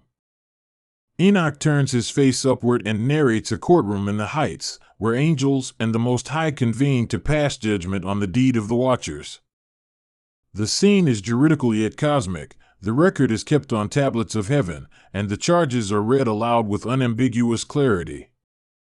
To hear it is to feel a coldness like frost on the skin of the world, a recognition that some actions reverberate beyond the touch of ordinary consequence. The charges themselves, when spoken, are meticulous. The watchers are accused of teaching sorcery and revealing heavenly secrets to the uninitiated, of corrupting the living by their unions, and of filling the earth with violence. These are not trivialities. Each accusation corresponds to an offense against the structure of life. The language of the charge is juridical but also moral. It names harms that are both public and metaphysical. There is a scene of pleading that follows, where the fallen ones try to excuse themselves, where they justify their choices as matters of love or necessity. Enoch renders their pleas in a voice that recognizes human motives, attraction, compassion, a desire to belong. Yet the answer from above is steady, unyielding, making clear that love cannot be an excuse for overturning the order that sustains life. What happens next is punishment and containment. The commanders among the watchers are bound in subterranean places, chained by angelic decree and hidden until the day of final accounting. The earth itself is tasked to hold them, and a darkness is cast over the place of their confinement. These bindings are symbolic as well as literal. They represent the reassertion of limits that must be restored before balance can return. Azazel receives a particular condemnation, to be cast into the desert and bound until judgment, his knowledge and his presence to be silenced because of the damage his teachings inflicted. The narrative focuses on him not just as an individual but as an emblem of cultural transmission gone awry, a cautionary figure about leaders who teach in service of vanity. Semyaza and the other leaders are likewise confined, and the text lingers on the imagery of chains and stone and sealed caverns, things that have weight as well as meaning. Enoch does not stop at recounting crimes and punishments. He becomes a mediator of sorts, relaying verdicts and giving words of instruction to those who remain. He writes the Epistle of the righteous to fortify the faithful against despair, to explain where justice will touch down and how the purest should live in the interval between fall and restoration. The epistle is pastoral and prophetic, a combination of consolation and stern counsel. Its tone varies between calm reassurance and impatient rebuke. To the righteous, Enoch promises vindication. To the wicked, he pronounces sorrow. Yet his is not a simple dichotomy of reward and punishment. The epistle explores the ways in which righteousness is lived day by day, in conduct, in mercy, in attention to the needs of the weak. It resists simplistic moralism by insisting that righteousness issues in specific acts in the world. Enoch's voice in these writings often returns to the imagery of light. He speaks of days when light will shine in a way unknown before, of luminous paths for those who endure.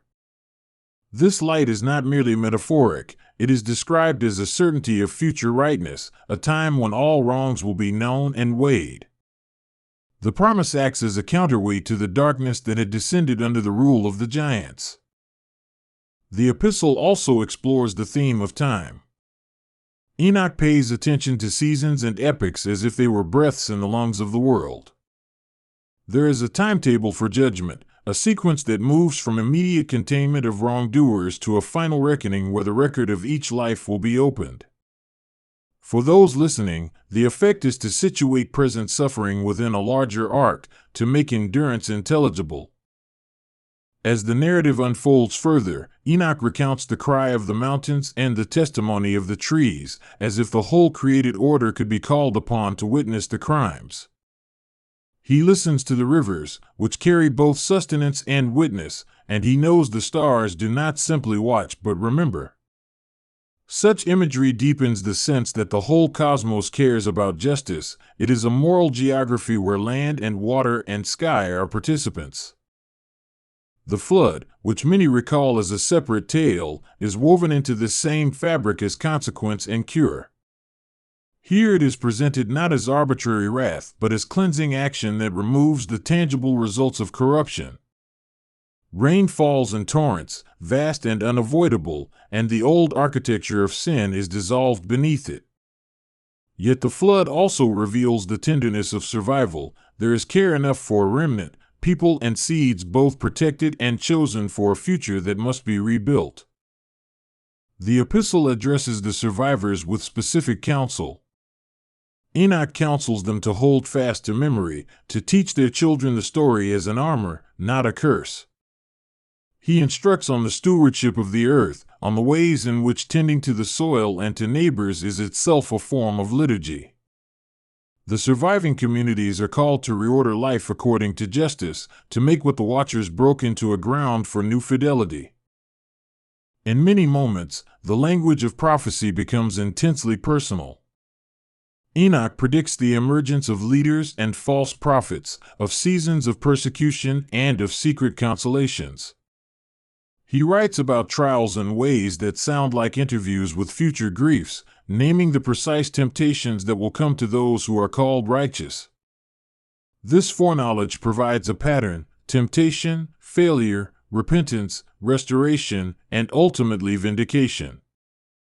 The epistle does not shy away from describing the afterlife in concrete terms. It speaks of abodes of light for the righteous and prisons of darkness for the transgressors, of systems of reward and consequence that conclude earthly stories with fitting ends. These scenes are painted not to terrify but to orient. They help readers and listeners to know that actions ripple beyond immediate sight. Enoch's images make the moral arithmetic of the cosmos feel comprehensible, even humanly measured.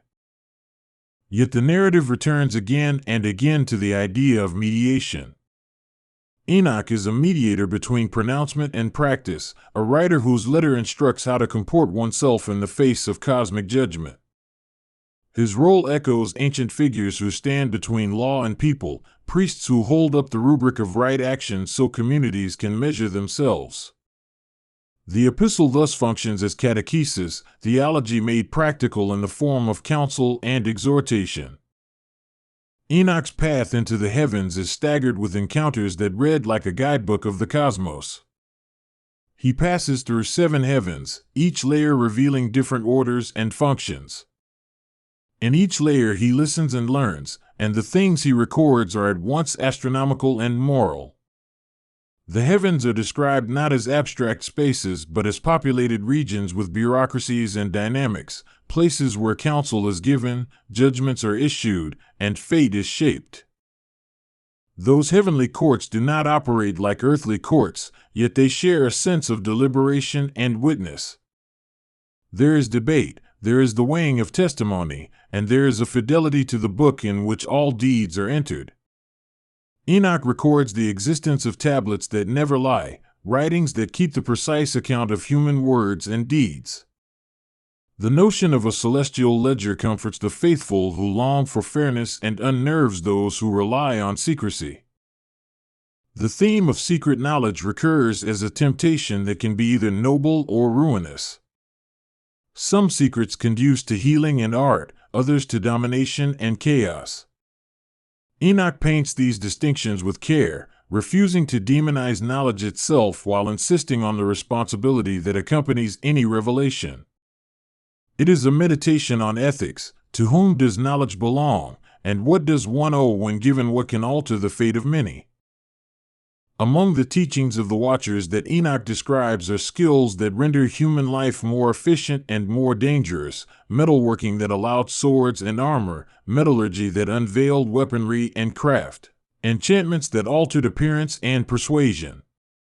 They reveal how technical expertise, when untethered from just aims, can heighten human destructiveness as much as human flourishing. Enoch is careful to show the ambivalence. The same craft could heal or harm, depending on the hands that employ it. The epistle takes a long, tender look at sorrow. Enoch hears mothers weeping over the loss of their children, sees cities emptied by violence, registers the minute ways populations reshape themselves to avoid hunger. The text does not sentimentalize grief, but leans into its reality, respectful and raw. It becomes a companion for those who carry wounds, offering a theology of lament that permits both anger and prayer. Hope, for Enoch, is not naive. It is a disciplined expectation of future rightness that shapes present behavior.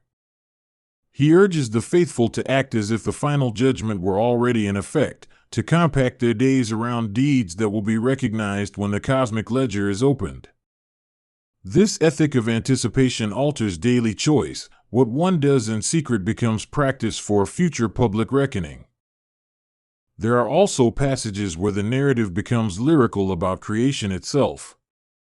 Enoch lingers on the music of waters and the ordered courses of the stars, on trees that bear fruit at appointed times, and on beasts that follow their own patterns. The wonder in these descriptions anchors his moral teaching. If creation is good and intentional, then violations upon it are not merely social wrongs but affronts to design. The aesthetic sensibility infuses the moral argument with reverence. The epistle constructs a cosmos that is moral at every level. Animals obey laws, the stars keep appointed stations, and even the inanimate has a testimony to give. The moral universe described is not punitive for its own sake but self-regulating, and fractions create dissonance that threatens the harmony of the whole. Enoch's remedy is both practical and spiritual, calling for personal fidelity to restore communal order. In its pastoral moments, the letter grows tender with instruction on how to live with others. It speaks against exploitation and for the fair treatment of the poor and the orphaned. Enoch insists that humility is the mark of those who will stand in judgment and that pride, the very sin the watchers embodied, will be the grounds of ruination. These instructions situate social justice at the heart of spiritual integrity. The epistle's prophetic voice also addresses cosmic timelines beyond the flood. Enoch writes of seasons yet to come, the rise of unjust kings, the betrayal of communities by their leaders, the deceit sown by those who would profit from chaos. He warns his readers to be vigilant and to choose leaders who reflect the ethos of accountability and compassion. The future is thus not an inevitability of despair but a field of human responsibility. At times the writing turns to law as a motif, as if Enoch imagines the cosmos as a legal order with statutes and precedents. He recounts the names of sins with the precision of a prosecutor and yet tempers this with appeals to repentance. The interplay of law and mercy becomes a central theological tension, the necessity of order balanced with the possibility of restoration. Enoch records scenes of angels in attendance, not merely as decor but as actors who maintain the governance of things. Some angels fulfill roles of guardianship and aid, while others become judges and recorders. The multiplicity of angelic functions suggests the complexity of cosmic administration. It is not a single voice but a chorus, a community of beings each with tasks. Their presence reassures that failure is not unobserved and that correction can be enacted beyond human means. The narrative also explores the psychology of wrongdoing. Enoch speculates sympathetically about temptation, how novelty appeals, how power intoxicates, how loneliness leads to alliances built on reckless promises. This humanization does not excuse the watchers but offers insight into the pathways by which good intention bends into breach. Understanding these pathways is part of Enoch's pastoral work, equipping the righteous to resist similar lures. There are passages where the epistle reads like a memoir of awe. Enoch describes luminous visions and the sense of being small before a vast moral order. He admits to trembling at times, not because of fear of punishment but out of the enormity of responsibility to speak for truth. The humility of such first-person confessions lends credibility to his admonitions. He is not a distant theoretician but a participant in the moral drama. The story of the Watchers is told not to estrange the listener from those beings, but to show how beings of light can fall when they mistake their gifts for ownership. Enoch's narrative suggests that angelic or human power without accountability becomes ruinous. The tragedy is not just that the Watchers erred, it is that their errors created ripples that harmed innocent lives. Enoch's epistle continually returns to the welfare of the innocent and the weak, which is its moral axis. He tells of infants who died, of women bereft of husbands, of elderly people left to fend for themselves. The righteous are called to be guardians of these vulnerable people, to repair the breaches that human pride has created. This imperative grounds his theology in ordinary compassion. In the telling, justice is not simply punitive, it is restorative, aiming to heal what was harmed and to reestablish balance. The chains and binding that befall the Watchers are necessary to prevent further harm, but the ultimate horizon is restoration of right relations, not merely revenge. Enoch wants his readers to see that punishment and healing work together in the economy of a just cosmos. The epistle sometimes reads like a letter to future generations, as if Enoch imagines listeners far removed from his immediate catastrophe who would nevertheless need instruction for similar contingencies. He writes with fondness and ferocity toward posterity, wanting to hand on both the grief and the hope. His voice becomes prophetic in the temporal sense, a bridge across centuries that keeps wisdom intact. Ethics in this narrative is inseparable from memory. Enoch implores the righteous to remember rightly, to keep the names and deeds of the past vividly before them so those mistakes are not repeated. Memory operates as a communal immune system. When people remember, the same temptations can be recognized and resisted. To forget, in Enoch's theology, is to invite relapse into earlier sins. There is a sustained emphasis on speech and silence. The Watchers spoke in ways that seduced and misguided, and Enoch counsels the righteous on when to speak and when to hold silence. Words have force in this world, they can bind or loose. Therefore, prudence in speech becomes a spiritual discipline, a means of cultivating communities that do not fall prey to demagogues. More than once the epistle returns to the figure of the judge in the courtroom, an image that recurs because human institutions need imagery that confers order. The cosmic judiciary is both terrifying and consoling, terrifying for its finality, consoling for its fairness. Enoch trusts that the ultimate sifting will not be arbitrary and that those who are faithful will be vindicated. There are also passages of uncanny beauty where Enoch betrays his poetic sensibility. He writes of the dawn as if it were a sacrament, of the moon's soft rule as a kind of mercy, and of stars that keep counsel with one another. This lyrical quality softens the sternness of legal language and reminds the reader that spiritual life involves joy as well as discipline. The cosmos is not only a courtroom but a sanctuary. The text carefully avoids portraying God as capricious. The divine will in Enoch's epistle is consistent. It seeks restoration, order, and the flourishing of creation. When wrath is described, it is framed as a response to persistent injustice rather than an arbitrary outburst. This portrayal gives shape to a theology where love and justice exist in dynamic, sometimes painful, tension. In the epistle, time is redeemed by promise. The future is not chaos but ordained. Enoch sees a day when the dead will rise, when the records will be opened, and when the rightful order will be evident to all. That eschatological hope is more than metaphysical speculation. It functions here as a moral spur, motivating present action in behalf of a promised world. Enoch's writing is often directed to communities living in exile from their best self, people who have lost confidence in ordinary institutions because of greed and violence. He writes to restore trust where it has been broken, to teach practices of communal repair, shared labor, equitable distributions, and the elevation of wisdom above ambition. His instructions are detailed and mundane. They concern how to steward fields, care for orphans, and adjudicate disputes with fairness. This attentiveness to the ordinary is one of the epistle's strengths. Enoch refuses to reduce spiritual life to abstract belief and insists that ethics must concretely transform daily arrangements. He examines market dealings and household relations, and he insists that holiness is visible in how bread is shared. The microcosm of daily decisions becomes the training ground for enduring righteousness. As the narrative continues, it invites listeners to imagine themselves as part of the continuum. The epistle invites engagement rather than passive admiration. It asks, how do you live in a world where cosmic categories matter? How do you act when the past haunts the present and the future promises justice? These rhetorical questions are not pedantic, they are an open hand extended toward practical self-examination.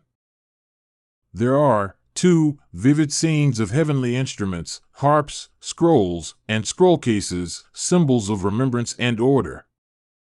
Enoch describes scribes recording deeds on a scale that dwarfs human memory, a divine archive that preserves the truth even when human recollection falters.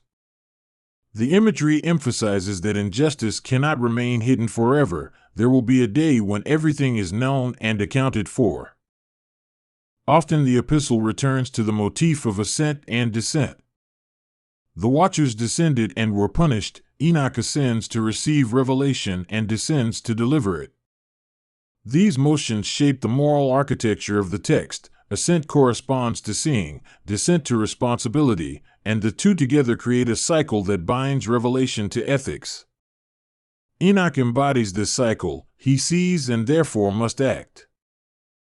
The text also offers an anthropology of the human soul. Enoch suggests that humans carry a spark of divine image yet are vulnerable to temptation. That dual nature is the stage upon which the drama unfolds, nobility and fallibility together. The epistle's moral work is to cultivate the noble capacities and to guard against those impulses that erode them.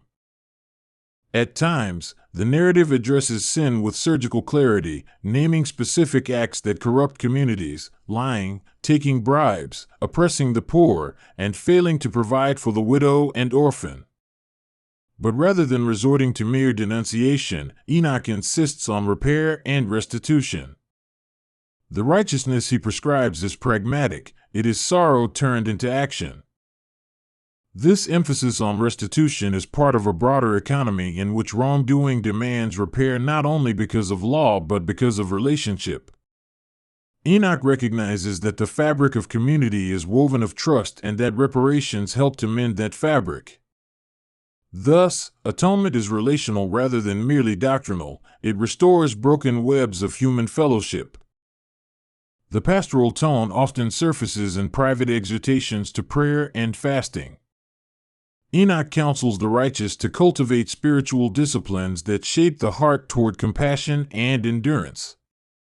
Prayer is not an abstract ritual but a form of attentiveness to the needs of others. Fasting is not self-abasement but a practice that cultivates empathy with the suffering. The spiritual life becomes a training regimen for moral clarity. Enoch also anticipates future conflicts between different religious visions. He warns about those who will speak falsehoods in the name of revelation and teaches discernment as a spiritual skill. This warning is not merely combative, it is protective. Enoch wants communities to hang on to truth with the steady hands of a caregiver safeguarding a child. The voice of the epistle remains insistently practical. It returns to how communities mark time with feasts and fasts, how they teach children names that matter, and how they cultivate leaders who are accountable.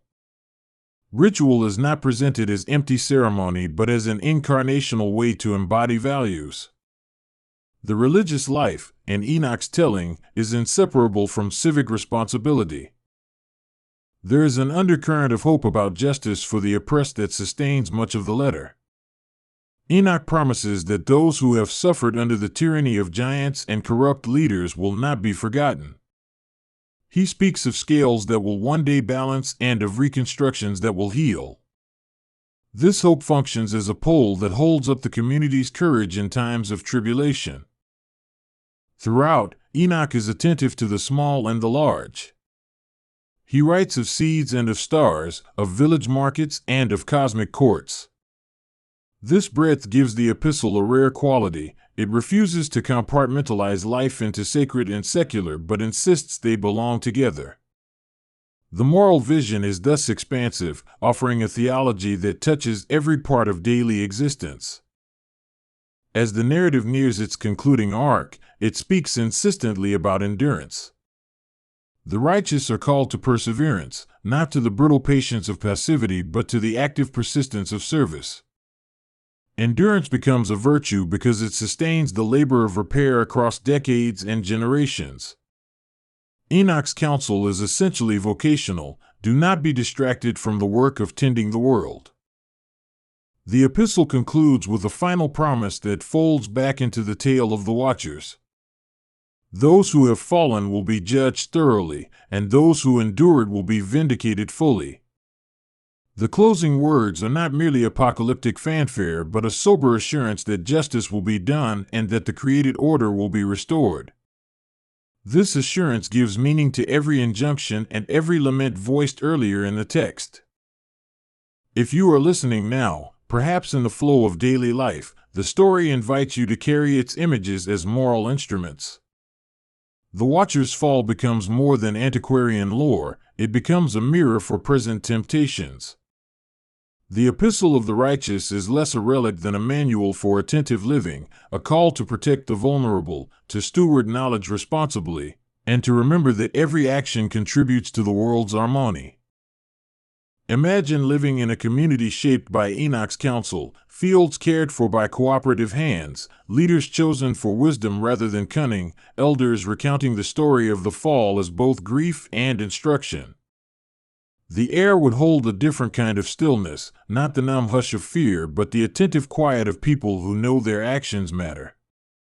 These practices, small and repeated, would act as inoculations against the larger corruptions that once threatened the earth. Finally, the narrative invites you to consider your own watchfulness. Who are the watchers in your life, voices that teach you to misuse power or to praise things that hollow you out? And who are the righteous ones, ordinary people who feed others, who bind wounds, who teach their children to speak truth? The Epistle of the Righteous offers its counsel across centuries: remember, care, repair, and live in such a way that when the ledger is opened, your deeds will stand in the light without shame. There is a quiet way to begin this story, a hush like the pause before a bell.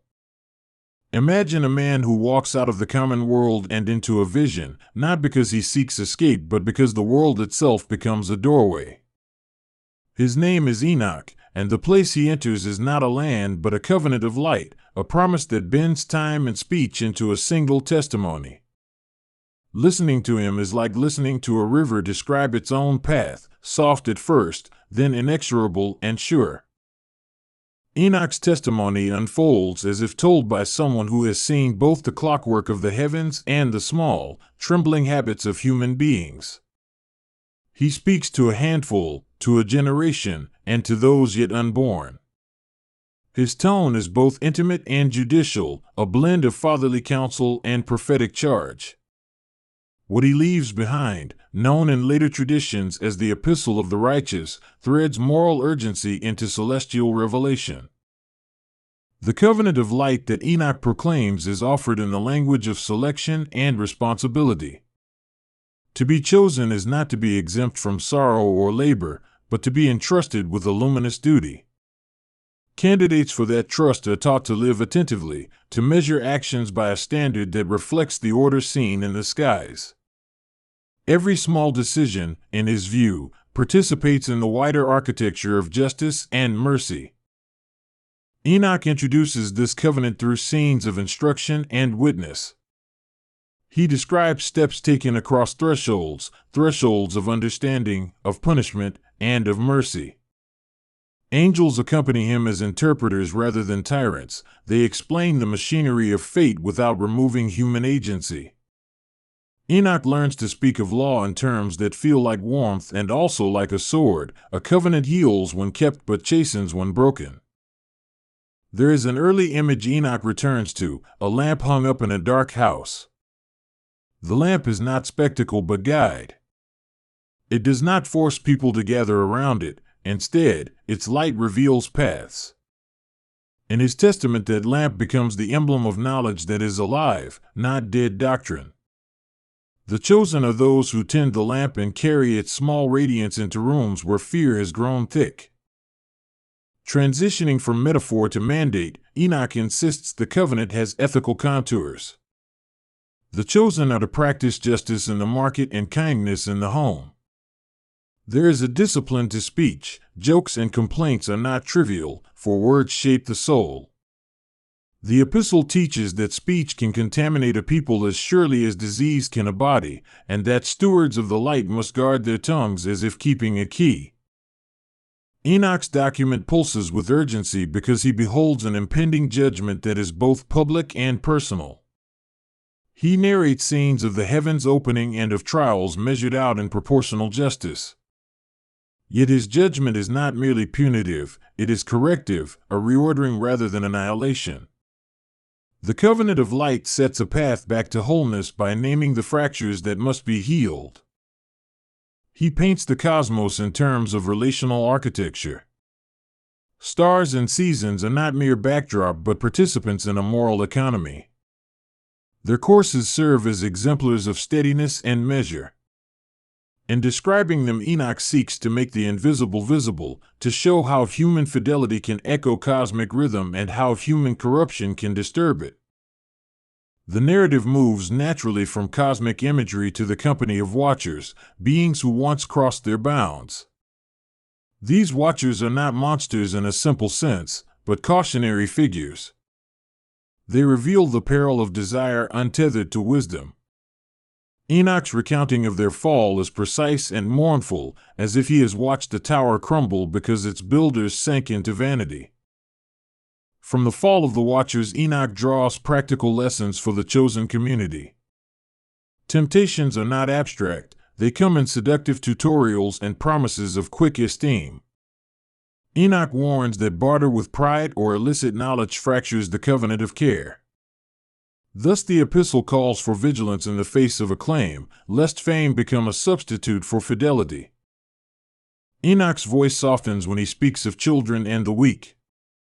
He imagines a household where the covenant is learned through small acts, feeding the hungry, setting rights where they have been denied, teaching the young to keep their hands from harm.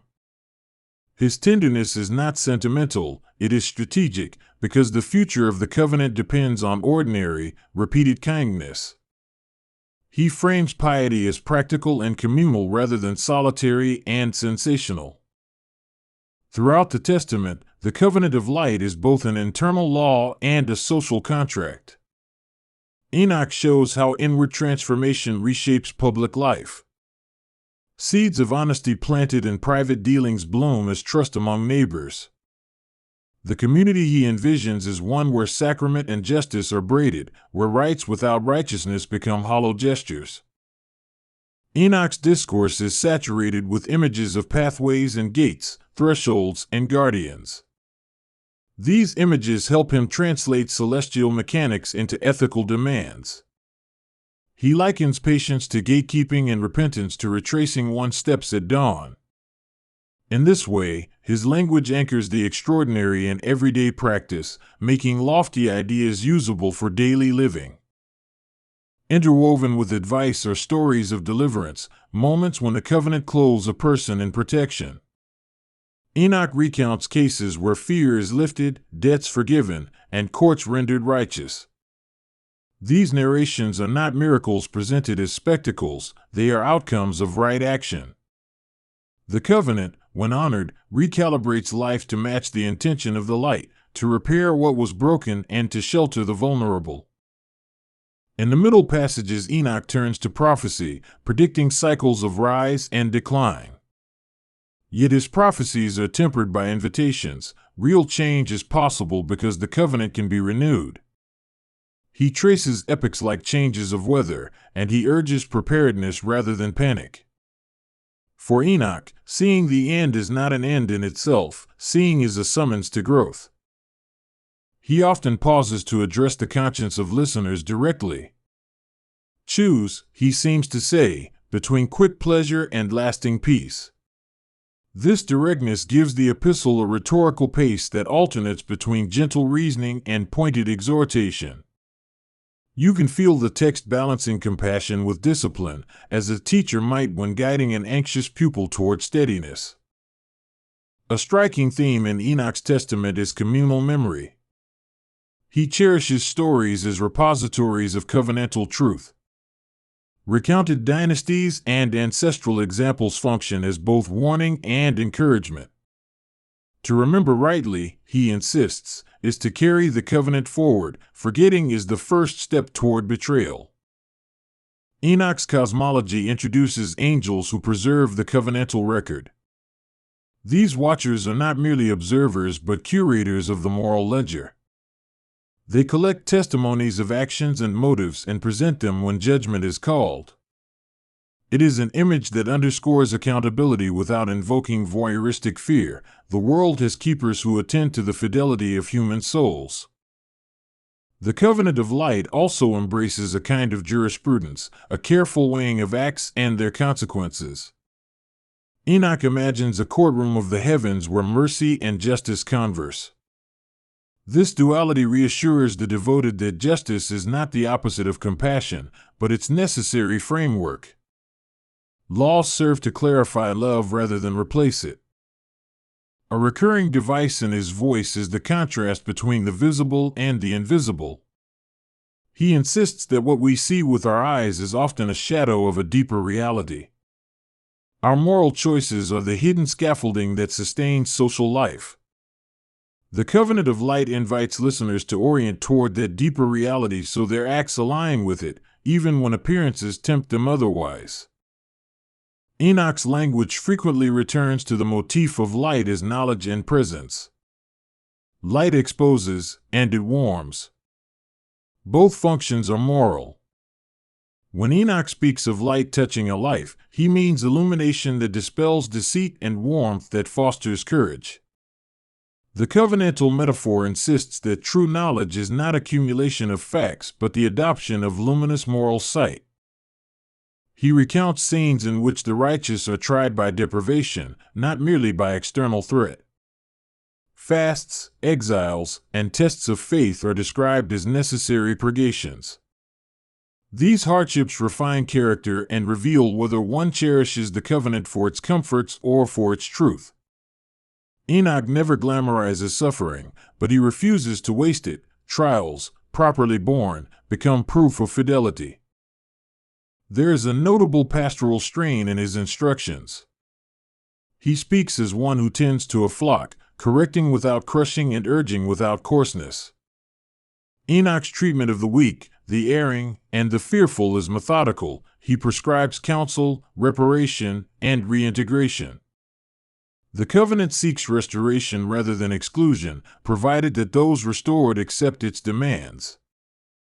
At the heart of the epistle lies a promise of immortality of influence, rather than necessarily of physical survival alone. Enoch writes as if the covenant ensures a kind of honor that outlasts decay. Names stay with stories, and stories shape futures. The chosen are encouraged to act so that their deeds continue to instruct and shelter those who follow. Enoch gives attention to lawlessness as a social disease, not merely moral failure. He describes how selfish calculation spreads like rot through institutions, corrupting courts, markets, and families. To combat this, the covenant demands transparency, fair measure, and compassionate rule. Enoch's view of governance is therefore ethical before it is administrative. Rulers must be first moral leaders. Relating the roles of leaders, Enoch advises a balance of strength and compassion. Authority, he argues, should not be an excuse for dominance but a tool for protection. Leaders are entrusted with the welfare of the weak and the upholding of truth, and their legitimacy rests on this stewardship. When power becomes spectacle, the covenant is betrayed and the community unravels. The epistle also touches on intimate interior reforms, habits of prayer, rhythms of reflection, and the cultivation of silence. Enoch insists that the covenant of light needs inner space to grow. Quiet is not avoidance but attention. It is where conscience learns to hear and where resolve is tempered. Practices of inward discipline are offered as means to sustain outward integrity. Enoch's testimony includes a compassionate taxonomy of sins, distinguishing between ignorance and willful depravity. His tone is impatient with deliberate cruelty but patient with ignorance that can be healed by instruction. That careful distinction forms part of his pastoral method. Treatable faults are cured by education and love, while hardened malice calls for firm correction. He tells of a time when communities failed to honor the covenant and disasters followed, not as random acts but as moral consequences. Floods, famines, and wars enter the narrative as parables of ethical collapse.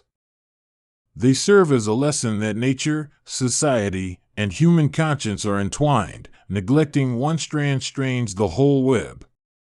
The covenant of light, therefore, becomes the thread by which a society holds together. Enoch uses familial language to bind his audience. He calls his listeners brothers and sisters even when admonishing them sternly. This technique softens rebuke while underscoring mutual accountability. Family terms suggest an intimacy that obliges care. To betray the covenant is to wound kin, and to repair the covenant is to heal the household. At moments, Enoch's imagery turns sharply apocalyptic, but even then his voice is pastoral. He describes endings not only as terror but as transformations. The dissolution of one order ushers a new clarity for those who have kept the light. Apocalypse is presented as revelation rather than only ruin, a final unveiling that rewards sustained faithfulness. Enoch's testament is also liturgical in places, offering prayers and benedictions for those who maintain the covenant. These prayers are not ornate rituals but straightforward petitions for guidance and perseverance. They function like oaths, binding speaker and listener to a shared moral horizon. The liturgical passages act as pauses to renew commitment amid instruction. Another theme is witness. Those who keep the covenant bear testimony that shapes the future. Enoch instructs that faithful living is itself a prophetic act. The stories of the righteous teach by a living example, not only by preached precept. This element of witness makes the covenant of light contagious, but only in the sanest sense, through integrity rather than coercion. Enoch considers repentance the hinge of divine mercy. He writes at length about the act of returning, how it requires humility, restitution, and renunciation of old delights that harmed others. Repentance is not mere sorrow but reparative work. When someone repents, he says, the community must receive them back with structures that prevent a relapse into harm. He gives practical advice about restitution and reconciliation, not as abstract commandments but as methods to rebuild trust. Those who wrong others are instructed to make amends proportionate to damage, and communities are taught how to reintegrate offenders. The covenant of light insists that justice must restore relationships to health, rather than merely punishing bodies. Enoch's narrative habitually links obedience to visibility of hope. He tends to illustrate his points with scenes where small faithful acts produce visible signs: a child's laughter after reconciliation, a field yielding crops after fair stewardship, a disputed boundary settled by honest measure. These concrete images make his teaching plausible and daily. In philosophic contours, Enoch privileges moral intentionality over ritual precision. He is skeptical of practices that become mechanical and empty. The epistle instructs that rituals must point toward transformation, or else they are worthless. For Enoch, the heart's orientation determines the value of ceremony. Ceremony without heart is an inert object. He also contemplates the fate of those who harden against the covenant. Enoch paints their end with sober realism, portraying isolation, confusion, and loss of meaning. These are not melodramatic punishments so much as natural consequences of a life severed from communal trust. The image is bleak but proportional, a tragic portrait rather than vindictive glee. The text includes prophecies about future teachers and leaders who will either honor or betray the covenant. Enoch encourages discernment, urging the chosen to test teachings by their fruits. Charisma without moral fruit is warned against. Conformity to the light is the measure. This counsel becomes a thread for sustaining healthy communities across generations. Enoch is concerned with the transmission of teachings. He prescribes how the covenant must be taught to children and recorded for posterity. Memory practices, concise formulas, and communal recitations are presented as technologies for fidelity. He understands that teachings can fray if neglected, so he offers methods to bind the covenant firmly into common life. The epistle occasionally ventures into cosmic legalities, explaining rewards and punishments in terms that connect behavior to cosmic order. Enoch frames these as natural law rather than arbitrary decree. Right action aligns someone with the way of the world, wrong action sets them at odds with the pattern that sustains life. This framing serves to moralize reality without devolving into simple fear tactics. Enoch shows a surprising attention to economics and responsibility toward the poor. He insists that wealth is a trust to be stewarded rather than hoarded. Generosity is not framed merely as virtue but as covenantal duty that maintains social equilibrium. The covenant of light binds prosperity to generosity and condemns laxity in the face of need. The epistle also offers warnings about legalism. Enoch fears that overemphasis on rules can choke compassion. Thus he argues for a balance. Law without love becomes harsh, and love without law becomes careless. The covenant he articulates is thus a dynamic balance of norms and grace that must be maintained carefully and continually. Enoch narrates instances where foreigners are included, showing the covenant's reach beyond tribal lines. Hospitality, he suggests, is a test of fidelity to the light. Welcoming others, even when they are different, is a practice that stretches empathy and dissolves fear. The covenant of light thus forms a bridge toward more expansive belonging. The Testament pays careful attention to inner motives, urging people to interrogate their desires honestly. Enoch suggests exercises of self-examination, daily reckonings where one notes acts of love and of harm. These small practices are meant to cultivate moral muscles that grow stronger with repetition.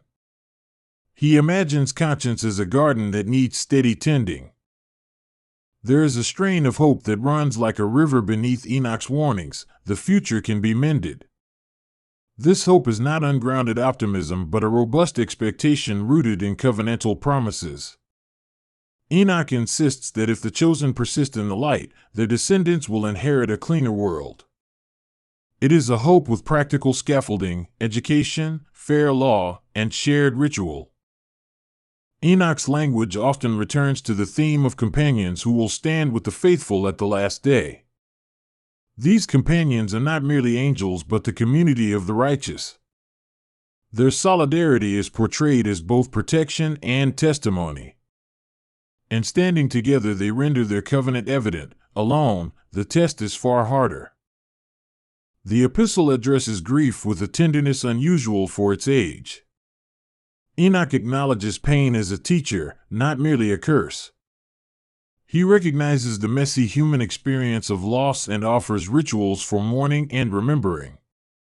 Grief, when held within covenantal community, becomes a site of transformation rather than a pit of despair.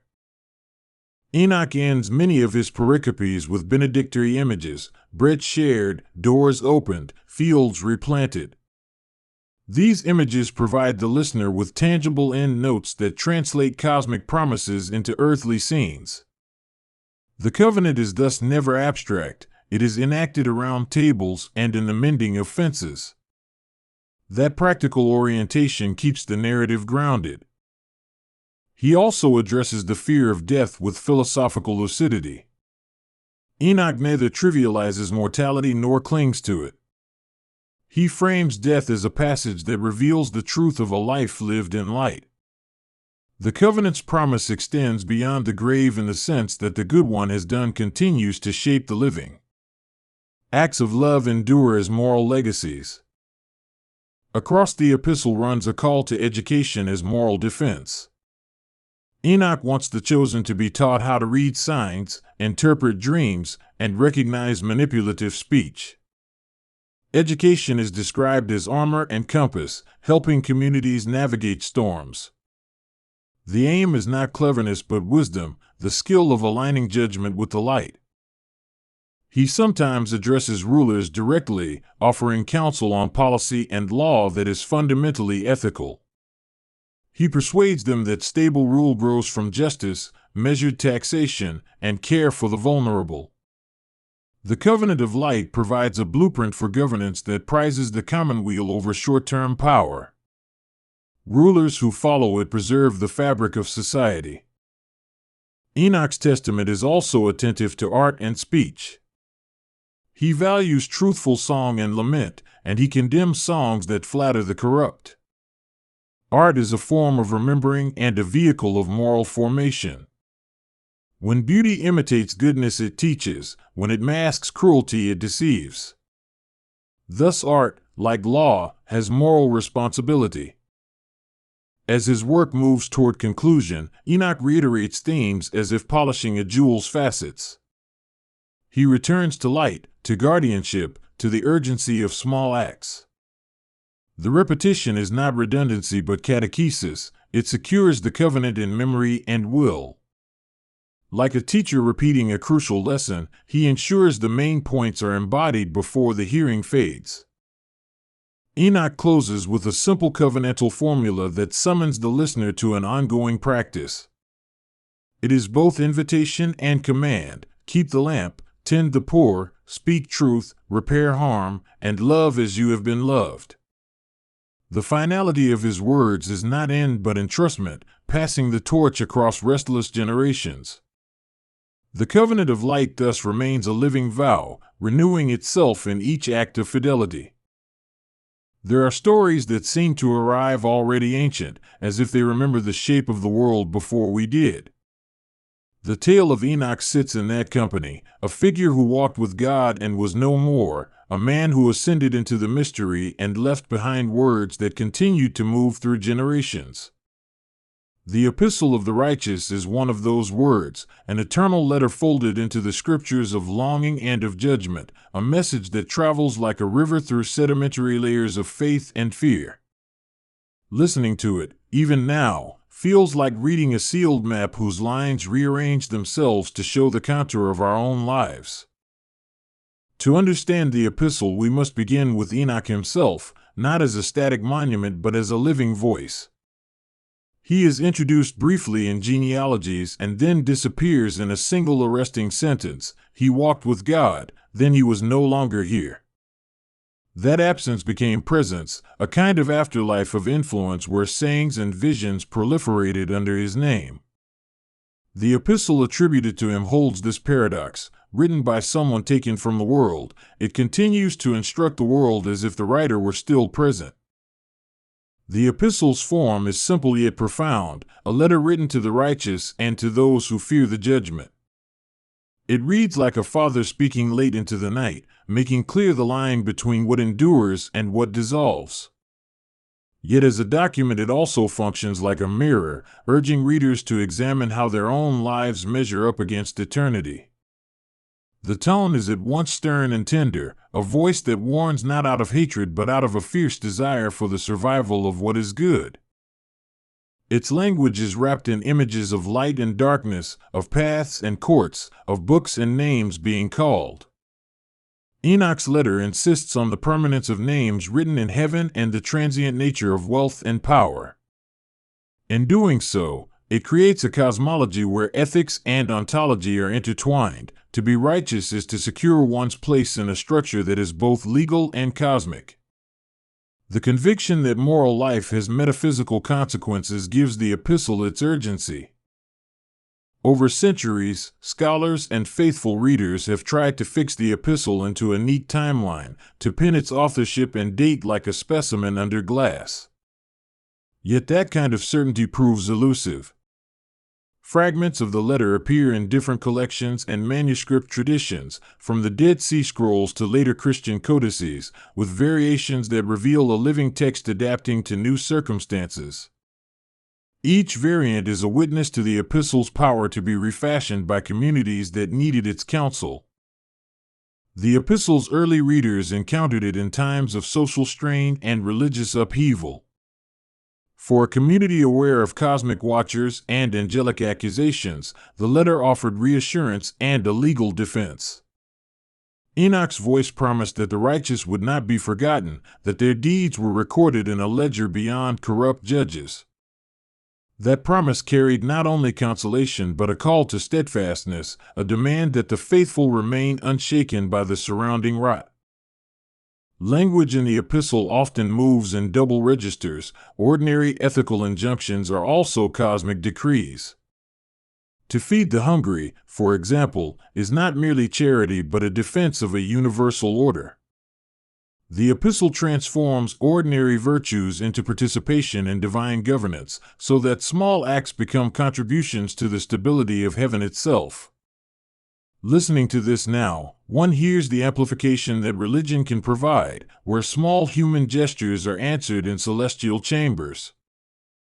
Because the letter speaks across ages, it had to be portable in its terms.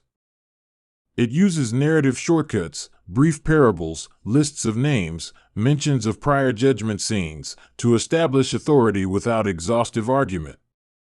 Those shortcuts make it easy to remember and to recite, and thus to fit into liturgies and private devotion.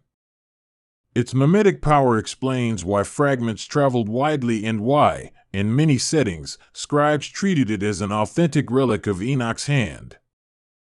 But authenticity in antiquity is a different currency than it is for modern historians. Texts were judged by usefulness as much as by pedigree.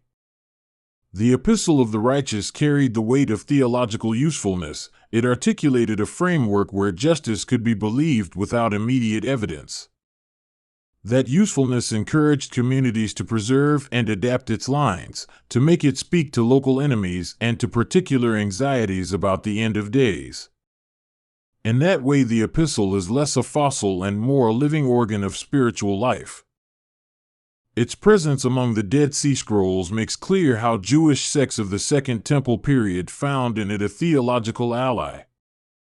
For a group convinced of its own purity and of an imminent eschaton, Enoch's letter validated separatism and patience. It taught that reward was delayed but sure, encouraging the community to maintain its distinct practices in the expectation of vindication.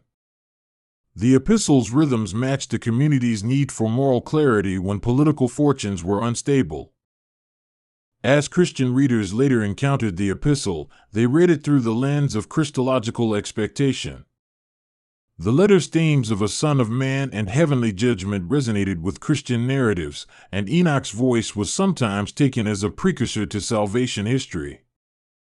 That appropriation complicated the letter's identity, inviting interpretive overlays that emphasized fulfillment in Christ rather than an independent Enochian tradition. The process shows how sacred texts migrate between traditions, being reframed but still carrying their original charge. Across these religious movements, the figure of Enoch itself accumulated interpretations. He was a transgressive visionary who crossed the boundary between human and angelic realms, and he was a moral prototype of absolute obedience. These dual aspects made him a model both for mystical ascent and for legal piety. The epistle thus functions at multiple levels simultaneously, as ethical instruction, liturgical text, apocalyptic vision, and mystical manual. The imagery of books being opened and names being called is especially potent. In the epistle, the righteous are those whose names are written in a book preserved in heaven, and this literary image offers solace and accountability. It suggests that what truly matters is not ephemeral reputation but the record kept by an impartial and divine scribe. The motif of the book elegantly compresses cosmic justice into a human-friendly metaphor, a ledger, a testament, a letter that outlives empires. Enoch's epistle also insists on the importance of memory. It is as much a plea to be remembered as it is a threat to the arrogant who will be forgotten. The rhetorical logic of the letter uses memory as reward and oblivion as punishment, thereby making historical presence contingent upon moral fidelity. For communities whose historical survival was precarious, that promise of memorialization was a balm and a spur.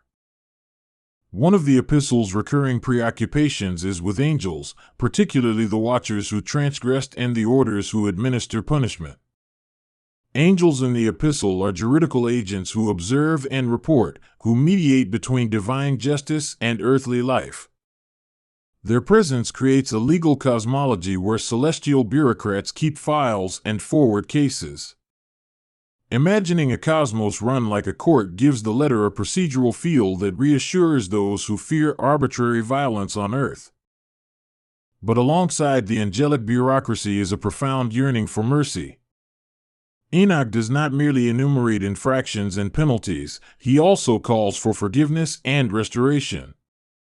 This balance between justice and mercy makes the letter humane, because it acknowledges human weakness while demanding correction.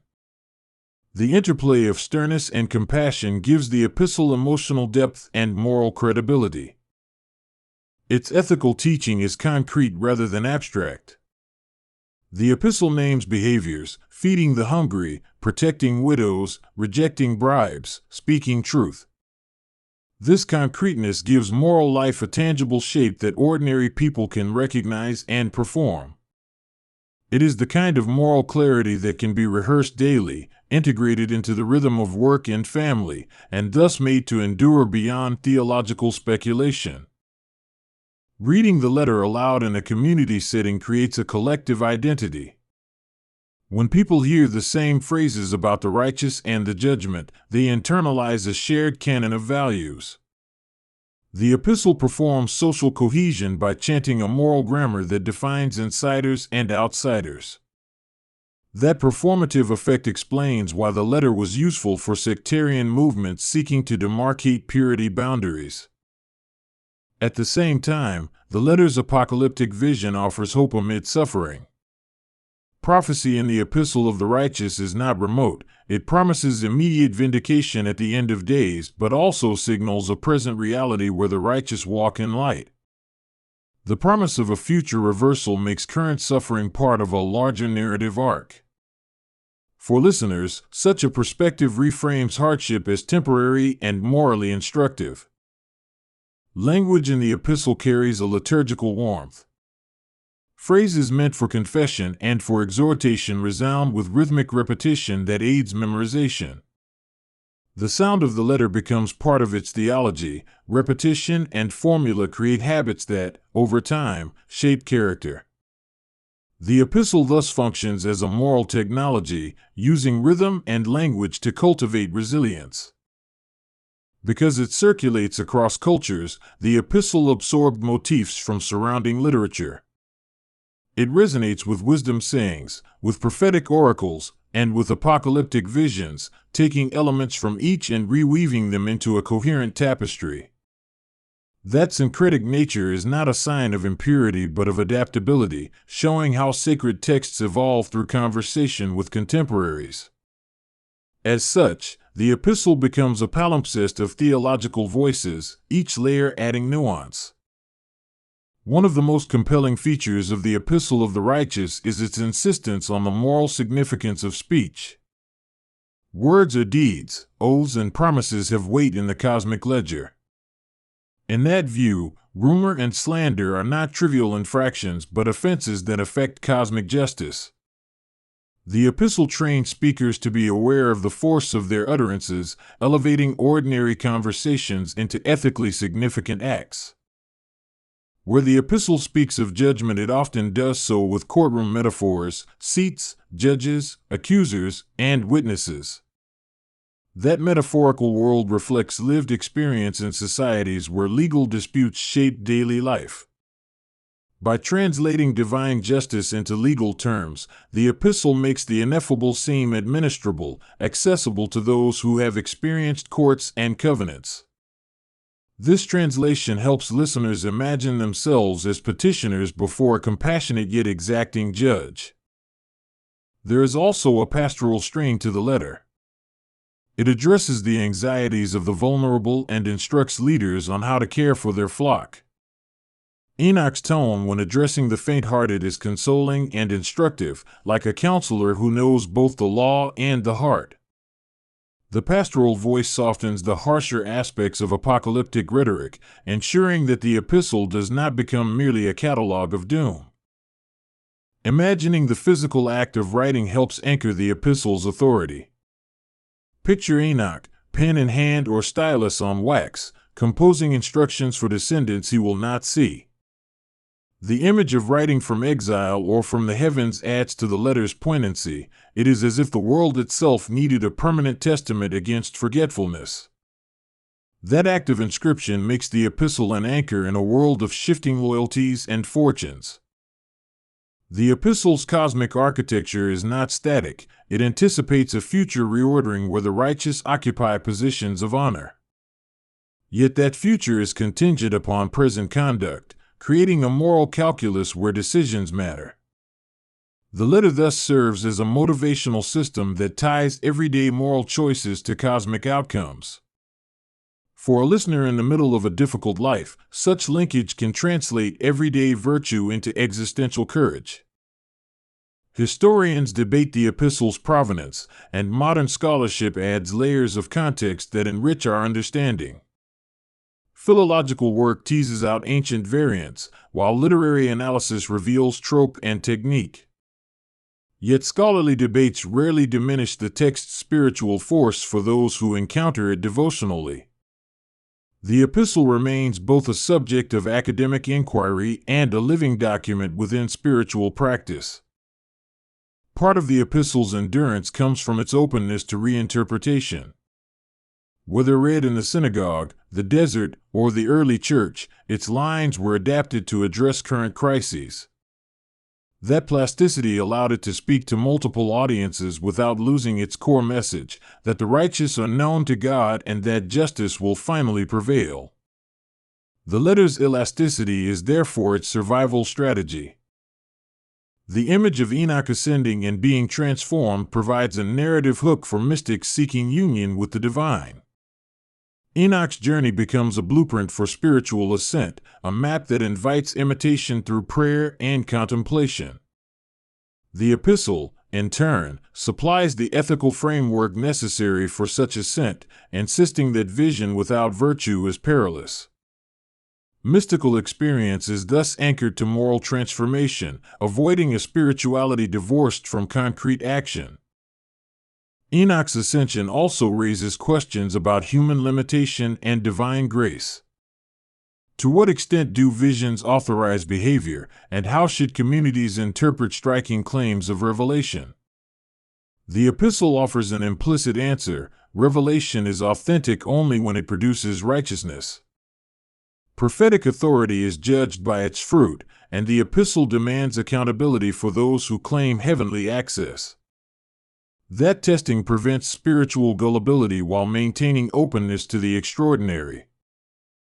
Over time, poets and artists found in the epistle a language to express longing and fear.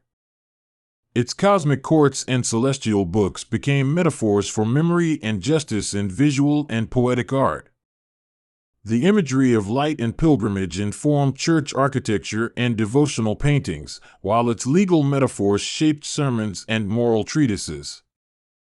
The epistle's capacity to inspire aesthetic production shows how theological texts can permeate culture beyond doctrinal boundaries. The letter's ethical core is also political in subtle ways. When communities use the epistle to justify separation, they make a political decision that shapes resource distribution and social relations. At the same time, when it calls for care of the poor and denunciation of oppression, it becomes a critique of unjust structures. Thus, the epistle can function as both a tool of resistance and a rule for internal discipline, depending on who wields it. Because of its juridical tone, the epistle was attractive to leaders needing validation for reforms. A ruler could quote Enoch to legitimize policies aimed at protecting the vulnerable or punishing corrupt officials. But such uses risk instrumentalizing the letter, turning its ethical imperatives into mere political rhetoric. Enoch's distinct voice resists such reduction by continually redirecting attention to personal virtue rather than public show. Language in the epistle often parallels legal documents in its cadence, declarative, precise, and resonant. That cadence gave it immediacy for communities familiar with contracts and covenants, since the letter's words felt like entries in a mutual agreement.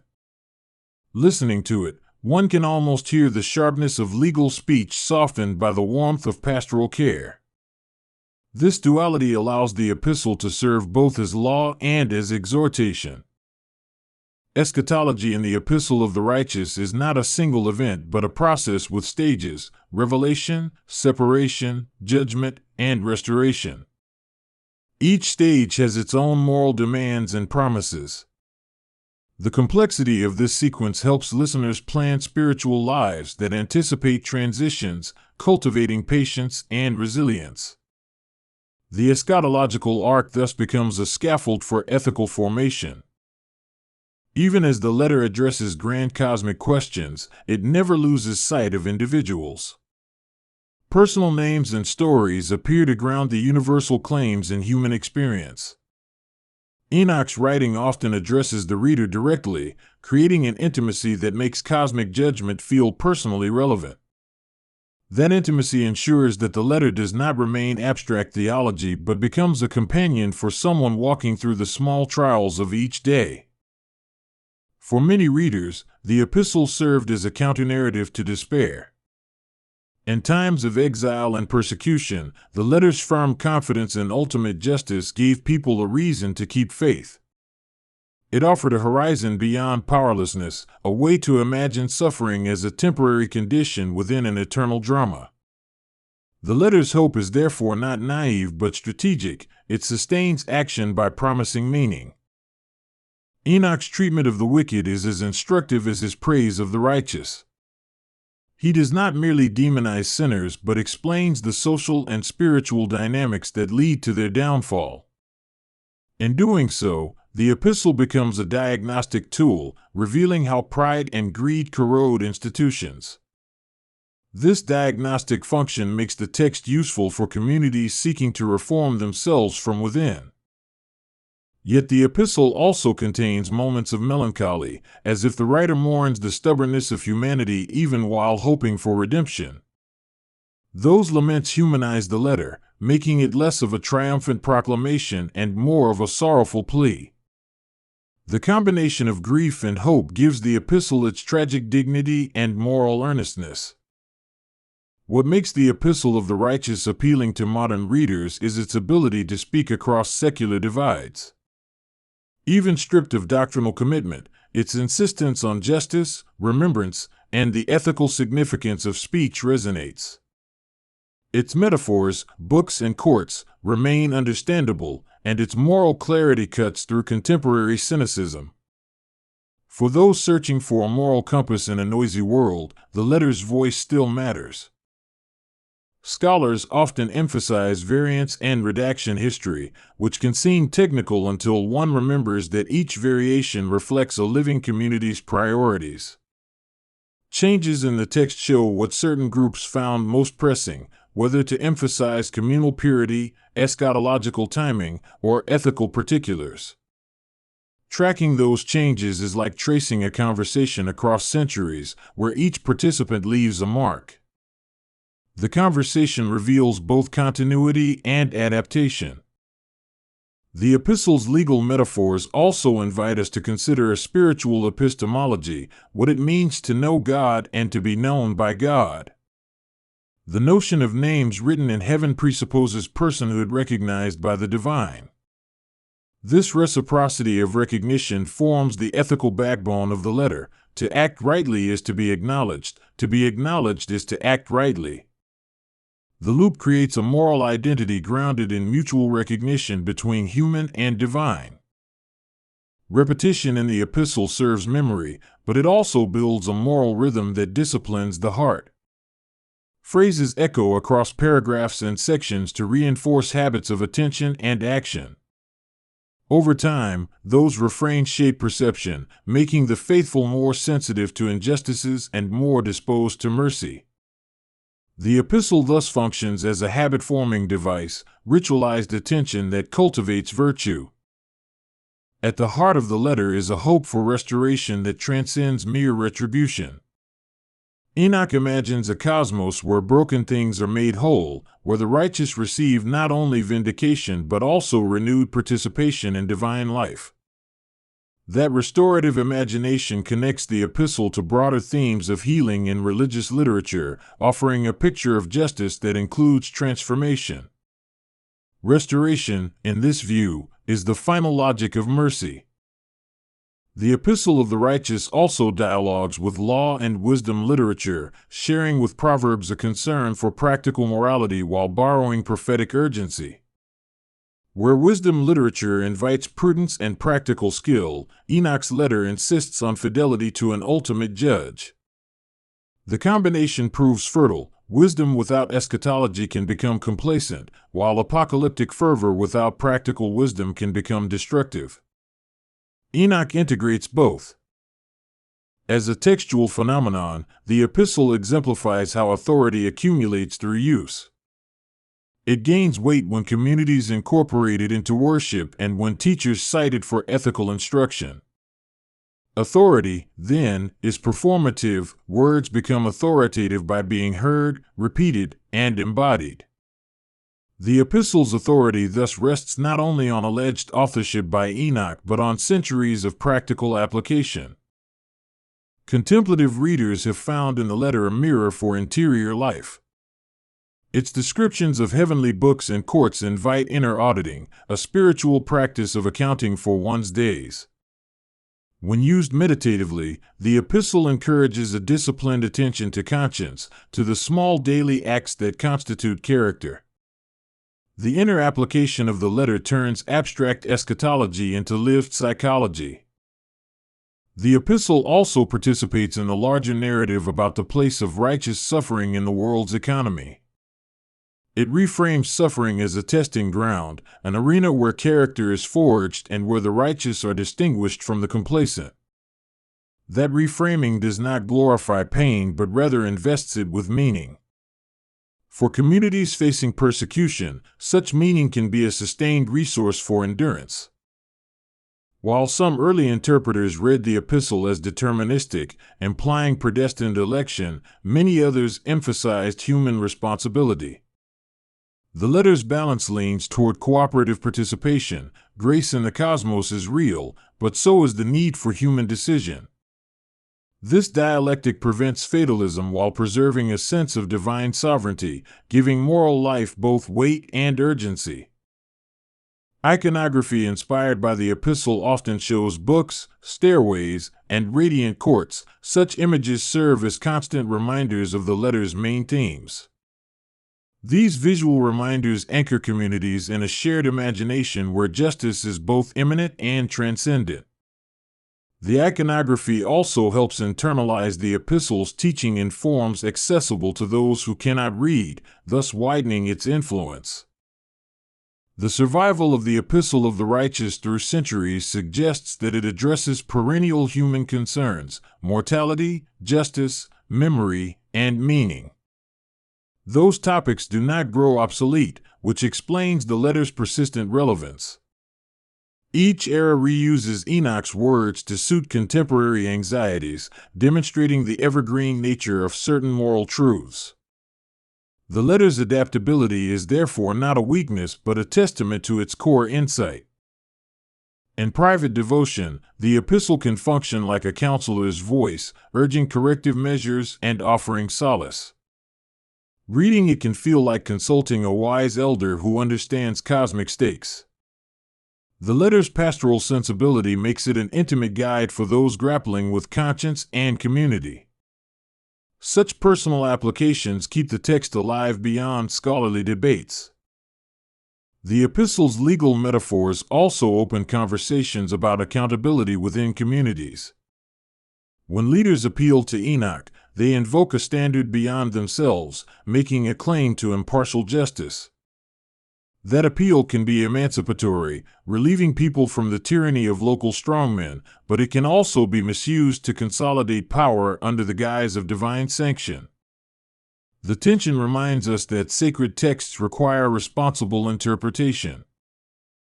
When we read the Epistle of the Righteous today, we are not merely receiving an ancient artifact but entering a conversation that spans millennia. The letter's words find new listeners among those who seek moral clarity in an era of complex institutions and ambiguous loyalties. Enoch's emphasis on memory, names, and cosmic justice offers resources for thinking about identity and responsibility in modern civic life. The conversation continues because the problems it addresses persist. There is a paradox in the epistle's promise that mortality can be countered by the permanence of names and deeds. The letter offers a form of immortality through remembrance and righteousness, an immortality that is ethical rather than biological. That ethical immortality provides a motive for living well, not as a path to fame but as a contribution to a larger moral order. In that sense, Enoch's letter becomes a summons to meaningful living.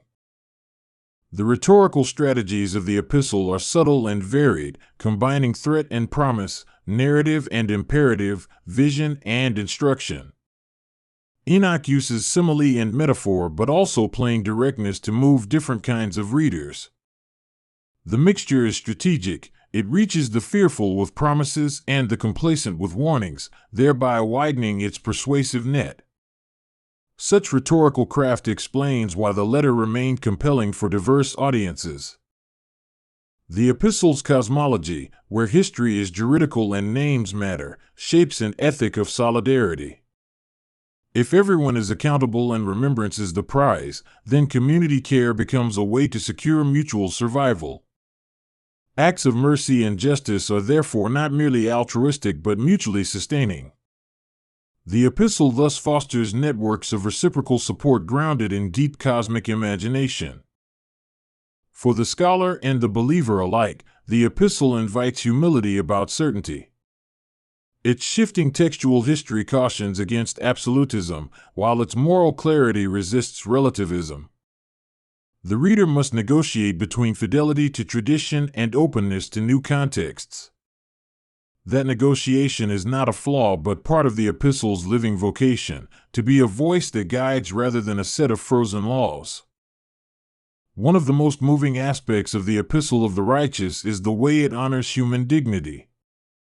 By promising that names are written in heaven, it affirms that each person matters to the divine economy.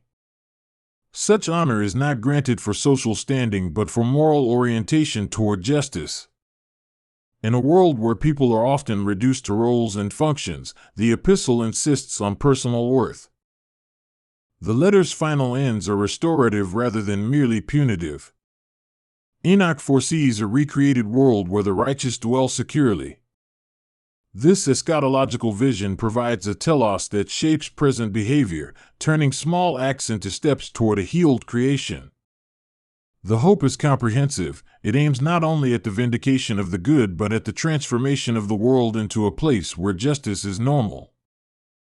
Listening to the Epistle of the Righteous as if it were an eternal letter makes it possible to experience continuity with countless ancestors. The voice that reproves and consoles is the same voice that called communities to patience past the urgencies of empire and war. That continuity is a testament to human longing for meaning beyond fleeting power. The epistle, then, is a link connecting our present anxieties to a broader human saga of hope and endurance. At the psychological level, the epistle offers a framework for dealing with shame and guilt. It emphasizes confession, restitution, and the hope of being remembered. This practical guidance helps people move from paralysis to action, converting remorse into reparative acts. In so doing, it brings psychological insight into conversation with theological commitment. The adaptability of the epistle also allowed it to inform various legal and ethical traditions over time. Its language of covenants and witness influenced how communities structured mutual obligations. That influence is subtle but enduring. Social practices of charity, hospitality, and witness have been fashioned in part by texts like Enoch's letter. The epistle's practical imprints are therefore woven into the fabric of communal life. The figure of Enoch continues to fascinate because he models a life oriented upward. He is the rare example of someone who crosses the ordinary limits and returns with counsel. The epistle thus carries the authority of someone who has seen beyond the veil and who remains engaged with the world. Such bridging figures are precious in any religious tradition because they make the transcendent intelligible. For the modern listener driving down a highway or folding laundry, the epistle's message translates into small choices: whom to remember, how to speak, whether to defend the vulnerable. Those choices, on the surface mundane, are the instruments by which the cosmic ledger is written. The epistle insists that eternity is not only in spectacular visions but in the steady accumulation of ordinary acts. The letter's poetry is spare rather than florid, which gives it a clarity suited to instruction and meditation. Its metaphors are vivid but accessible, making high theology manageable in everyday language. That style supports its function as a text for teaching and formation, since complexity is reduced to memorable images. The balance of beauty and clarity is part of its enduring charm. Finally, the Epistle of the Righteous reminds us that literature can be a form of ethics. A text is not merely information but a training regimen for desires and affections. Reading Enoch is thereby an act of formation. It shapes how we imagine God, neighbor, and self. The letter's power lies in its ability to reconfigure what we love and to reorder our priorities toward mercy and justice. Reading Enoch isn't just learning, it's changing who we are. Subscribe and tell us in the comments if this story made you think more about mercy or about justice.